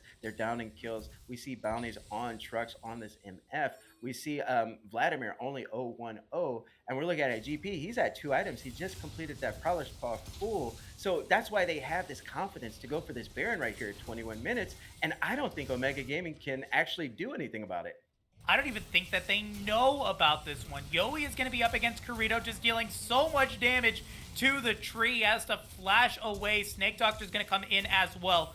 3 members of Omega Gaming Apex trying to be able to kill Yoi. Can they do it? The answer is yes. And Corny will pick up that kill at the cost of Baron coming in. Feather Storm is going to be used, but Depth Charge going to come in as Flash from River to be able to escape it. Baron picked up for a kill, and Omega Gaming Apex now has to worry about that for the next 3 minutes. Oh yeah, they're wearing purple. Let's see what they can get done with this Baron push right here. Zaya has nothing left but this exhaust. So if you can get on top of Zaya, that's basically 1/2 of the damage dealers for Mega Gaming Apex. That's already almost a guaranteed team fight win. So we'll see how they can absolutely stop this on the side of a Mega Gaming Apex. I don't know if they can. And yeah, the Herald just now getting popped as well. It's going to get bursted down instantly. And I really would just like to see Gambit just group and just go in and like force a team fight. At this point, I mean, that is what you're built for. You want the team fight, you want the power, and you want to see the damage that Rivard has come on a line. He does still have it. You know, he does have 2 enchanters that are building him up. He's got Corito, he's got Snake Doctor, so these team fights are where they can play. Now, like, I feel like at this point, Cursive, you have to wait for this dragon that's spawning in a minute, and you have to take it if you're Omega Gaming Apex. If not, I think that the damage from the Infernal Soul will just be way too much for Omega Gaming Apex to handle, even with the healing. And speaking of healing, we're finally seeing those grievous wounds coming online. That Oblivion Orb coming in for carried by Jungler. We've also actually got an Elixir of Iron for Caxi here. They are signaling that they want to go for this dragon. They want to finish this game in its tracks. Yeah, and I just want to say that TPs are available for everybody with it right now. So Joey just goes ahead, tanks that up, and gets that objective bounty. I like that a lot. And here we go, 30 seconds until this dragon spawns. But yeah, they still have Baron, so they're still going to try to siege something down out of this Baron push. 26 seconds until Baron comes through. Daisy is going to fall. 7th Daisy, 35 or 350 gold now down for this for Corito, but 3 assists. I should give that number a little bit back. It's like 200 gold to the side of Team Ambition Gambit because, I mean, they do pick up some damage with Daisy. Corito, though, trying to be able to do what he can. He's going to drop the bush. He's going to try to see if they can find a play here as they push forward to our top lane. Okinawa is going to be able to get there in time. Can they get a play onto the Infernal Drake? The answer is no. It gets burst down. Depth charge getting used onto Snake Doctor, and maybe they want to continue to keep the fight going as we get to see Trux now in trouble. Corny's going to try to find a play and going to try to go for the Stormbringer. Trux is the call and will get shut down, but you can't ignore Caxi on this Viego. He picks up 2, he picks up 3. It's a double kill for Yoi as well. Corito is running for the hills. Caxi trying to get the bubble, lands the bubble, and it's a triple kill for Caxi. The ace is there. The Infernal Soul is theirs. Now the Baron is down, but the Nexus is exposed. Team Ambition Gambit looking so good in game 3. I don't think they can end the game, but you have to think that this game is over. Oh boy, Team Ambition Gambit said, "Hey, Omega Gaming Apex, you see what we do with the lead right here? Imagine, right? Just imagine." But yo, I like what we're seeing from this squad right here, being able to take it to this Omega Gaming Apex squad in this game 3. And the fact is, they're executing on all levels. Adam hitting every hook, following it out every depth charge. I haven't even really seen MF like bullet time do anything like, and that's not to like hate on the MF. It just feels like everybody's putting in so much work with Caxi going in on this Viego, setting up all these plays. Like I feel like it just has been executed so well on the side of Team Ambition Gambit. They are up almost 10K here at 25 minutes, and they are in prime position to finish this game off and go up, stay undefeated in this week 3 of AGL. There is about 84,000 gold accumulated here in this game. That means that the gold lead for Team Ambition Gambit is over 10% of the total gold in this game. It's going to take a massive throw from Team Ambition Gambit to fall here in this one. We're actually also getting some shield removal from Joey. Third item, Serpent's Fang, is going to really mitigate the power of this Ivern even further. So, inner tower going to go down in the bot lane. Baron is up in a minute. And so now Team Ambition Gambit, they've got some options here. They've got the gold lead. They've got the inhibitor down in the mid lane. And now all they have to do is play safe, finish the job, and win this series. Yeah, exactly. And looking at this Baron that's up in 40 seconds, they already kind of control this river. They're setting up some sort of death brush with supports and Viego, and I think they are basically just trying to see if Omega Gaming Apex will make an unforced error. That's basically this is all this is saying. But yo, as soon as this Baron spawns, I would like to see them just start it up and just force Gaming Apex to come to you. If you don't, whatever, we get a free Baron, and now we're just gonna end it straight through mid. Or if you do contest it and you get wiped right there, and then the game just ends. But you have to make a decision, and it's coming up, and here goes that death brush. It's like Jaws. I'm just waiting to see who comes forward to try to pick up maybe some vision or some control on the rift. But no one did that. No death brush shenanigans here, as the Baron does get initiated upon. Okina does have teleport, but no wards to come to just yet, as bullet time getting used to get a little bit of damage onto Snake Doctor. However, they do get a lot of damage onto Trux and Caxi, so they decide to back off of Baron. Teleport now used. So Team Ambition Gambit, they don't pick up the objective just yet, but they can reset and try to go in for some pushing again, knowing that Okina does not have his teleport available. Ooh, this is actually so this is super high level. I don't know if they recognize like the high level plays like this is right now. So this is a straight up Baron dance where you have to threaten with your TPs the side lanes. So the GP and the Brand on the side of Team Ambition Gambit need to be in the side lanes, putting out pressure through there. And then you have your 3 in the middle, able to basically just make sure that the Baron isn't started up or anything like that. And immediately, as soon as those waves start pushing onto the bot and the top side, you can TP into Baron, or you just start up the Baron. And then if the side of Omega Gaming Apex responds, you would TP back. But if they don't respond, you get the Baron. So this is a very high level thing going on right here. And we'll see if they can play this out right. It looks like they're about half-ish right now. But yeah, this is pretty complex going on.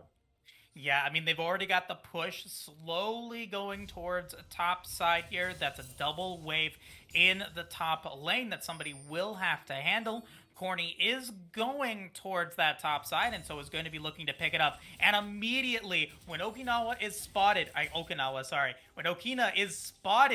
in the bot lane, they immediately go towards vision and control of Baron. They know that he does not have teleport. They know that he's not going to be there for a fight if they want to make that happen. So they get vision control. They're actually going to push forward 2 more members down. They're going to find the vision here. Now Yoi is the target. Snake Doctor getting taken out. Going to flash forward, but will miss the tidal wave. Yoi knows that he That will was fall. nasty. He picks up a kill on a Snake Doctor, so it ends up being a 1-for-1. But once again, his sacrifice is not in vain.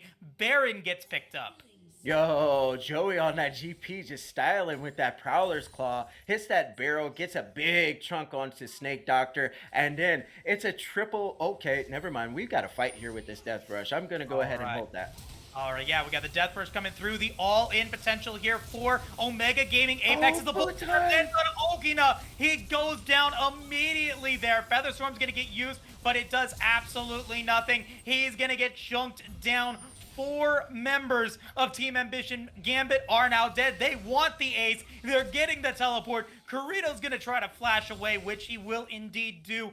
But for the flash, they will lose the inhibitor. They will probably lose their Nexus turrets. They'll probably lose the Nexus. And Team Ambition Gambit are going to take that play to the bank. A series win for this squad. Yo, how hype is that? Okay, Hook, let's go. Another hook coming through, and that will inevitably do it. The Ivern was not the play. It was not the savior, Cursive. And Team Ambition Gambit win game 3. Oh yeah, that was really, really nice. What a banger of a series. That closeout right there. I mean, game 2 was just so hype in general. So like after that, it would be really tough to actually top. But yo, that game 3, Team Ambition Gambit just played that so well. It wasn't necessarily the cleanest as, you might be able to point out or some things here and there, which is fine. But at the end of the day, they made the most correct decisions that they can. They kept on forcing fights around this Baron with the lead, and every time they were in position to capitalize on any mistakes that Omega Gaming Apex made, and they absolutely did. So hats off both teams. What a banger of a series right here. Only week 3. I can only imagine how much better it's going to be in playoffs when that starts in a few weeks. So great job, gentlemen. Really, really, and they as well. And just hats off to both teams. What a nice, entertaining game to watch. Yeah, I mean, really, really solid series. Loved it, loved it. It was so good. And I mean, despite it not working, I have to applaud the effort and the chance there from Omega Gaming Apex to go for the Ivern. It just didn't pop quickly enough. It didn't get on the line quickly enough to be able to make it happen. The brand just putting in so much work in the mid lane, knowing that he was going to be able to, pretty much farm for free, getting away in that like initial early phase from Corny and Corito was huge to be able to keep that tempo going. And just throughout the game, he was able to really outperform and put in that damage against the Ivern. So while I respect the play, I respect the risk. Unfortunately, didn't pay off there in game 3. You do fall to Team Ambition Gambit. And once again, Cursive, all 3 wins of this series happening on blue side. Yeah, what a crazy stat, right? So we went from 66%. Now it's probably going to be something like 70%. So, yo, teams, if you're watching AGL, if you're playing AGL, blue side, always blue side. If you have a choice, blue side. And I guarantee you have at least a 70% chance in this league to possibly win. That's pretty good. That is a pretty good stat line. I'm curious to see that is the narrative that's happened here. Like Right. there's just I wouldn't think that that was going to be the case. Like I wasn't thinking that, blue side was going to have such an advantage, but it clearly has been. Like, when you get up to 70% win rate on blue side, like there is something that is happening. That is an advantage that you do have to consider moving forward. I'm curious to see as we continue to get through the series and continue to find things in. Maybe there's a difference there. Maybe we get to see some of these higher level teams just, deny the blue buff or the blue side buff and still win on red side. But regardless of that, it was a really fun series to play, really fun series to watch. And with that being said, Team Ambition Gambit now leading the charge 3-0. Yeah, and we were speaking about blue side, red side, all these things. We kind of saw it pop off right there with that Viego in the last pick. They first picked that Viego on blue side, comfort pick for Caxi, and yeah, it looked really good. It looked like they knew how to play around this pick, and they snowballed so well. So yeah, it might be one of those things like, oh yeah, blue side is just it right here so far until somebody figures out, what they need to change up on red side to start kind of capitalizing on it. And I feel like that's the strategy, the really cool thing about League of Legends in a competitive environment. Exactly. And with that being said, that does conclude week three. Since this was a three-game series, we do have knowledge of all of the series that were played out here this week. Barton Shields over on the Zon schedule. Team Ambition Gambit was able to take the 2-1 series against Omega Gaming Apex. They are one of the three remaining 3-0 squads. The other two being Imperial Gaming and Clown Gaming Aristocrats. Imperial Gaming actually getting the forfeit against Tossa Blue, and then Clown Gaming Aristocrat able to take down Grin Wannabes in a 2-0 series. Spartan Shields as well up against Crystal Cave Gaming Ruby, taking that win, going up to 1 and 2 in the standings for the time being. So in the Zon division, three teams 3 and 0, three teams 0 and 3. As we look over to the Piltover schedule, kind of looking at what we have here. Oasis Dream taking the win against Literal Monkeys Grask. Clown Gaming Gotham also able to take a 2-0 series against Glacial Omen, leaving three remaining teams at 3 0 over in the Piltover division. The Arcadia, Oasis Dream, and Clown Gaming Gotham all 3 0. Really interesting to see the development of these divisions. As we move into week four, we're at the halfway point of the round robin stage. And with that being said, Cursive, any final thoughts? Any final things you want to point out? Nope. All right, sounds good. Well, it was a blast being able to cast with you. It was a blast being able to cast these games here at the Aegis Guardians League. If you guys have not done so already, please feel free to follow or subscribe to the Twitch channel. You can also follow them on Twitter or subscribe to them on YouTube for any further updates on the content that they bring. Cursive AVL every Monday starting at 8 p.m. EST. Absolutely. Me and Gordo, check us out. Yeah, it should be a Or ton of Gordo and fun. I. Gordo and I, you and Gordo, it's great. It's a blast to watch as well. Definitely check that out. The AVL is every Monday at 5 p.m. PST. If you guys are enjoying the content that me or Cursive are coming through, would appreciate follows there as well. You can follow me on Twitter at Moosecaster. You could also follow Cursive at CursiveCast, I believe. That is with a 1. And as always, our producer, Simulcrum, always there for us. Appreciate you week in and week out being here for these games. And with that being said, my name is Moose. On behalf of Cursive, or the Aegis Guardians League, the Aegis staff in general, all of the players, thank you guys all so much for watching. Have a great weekend and take care.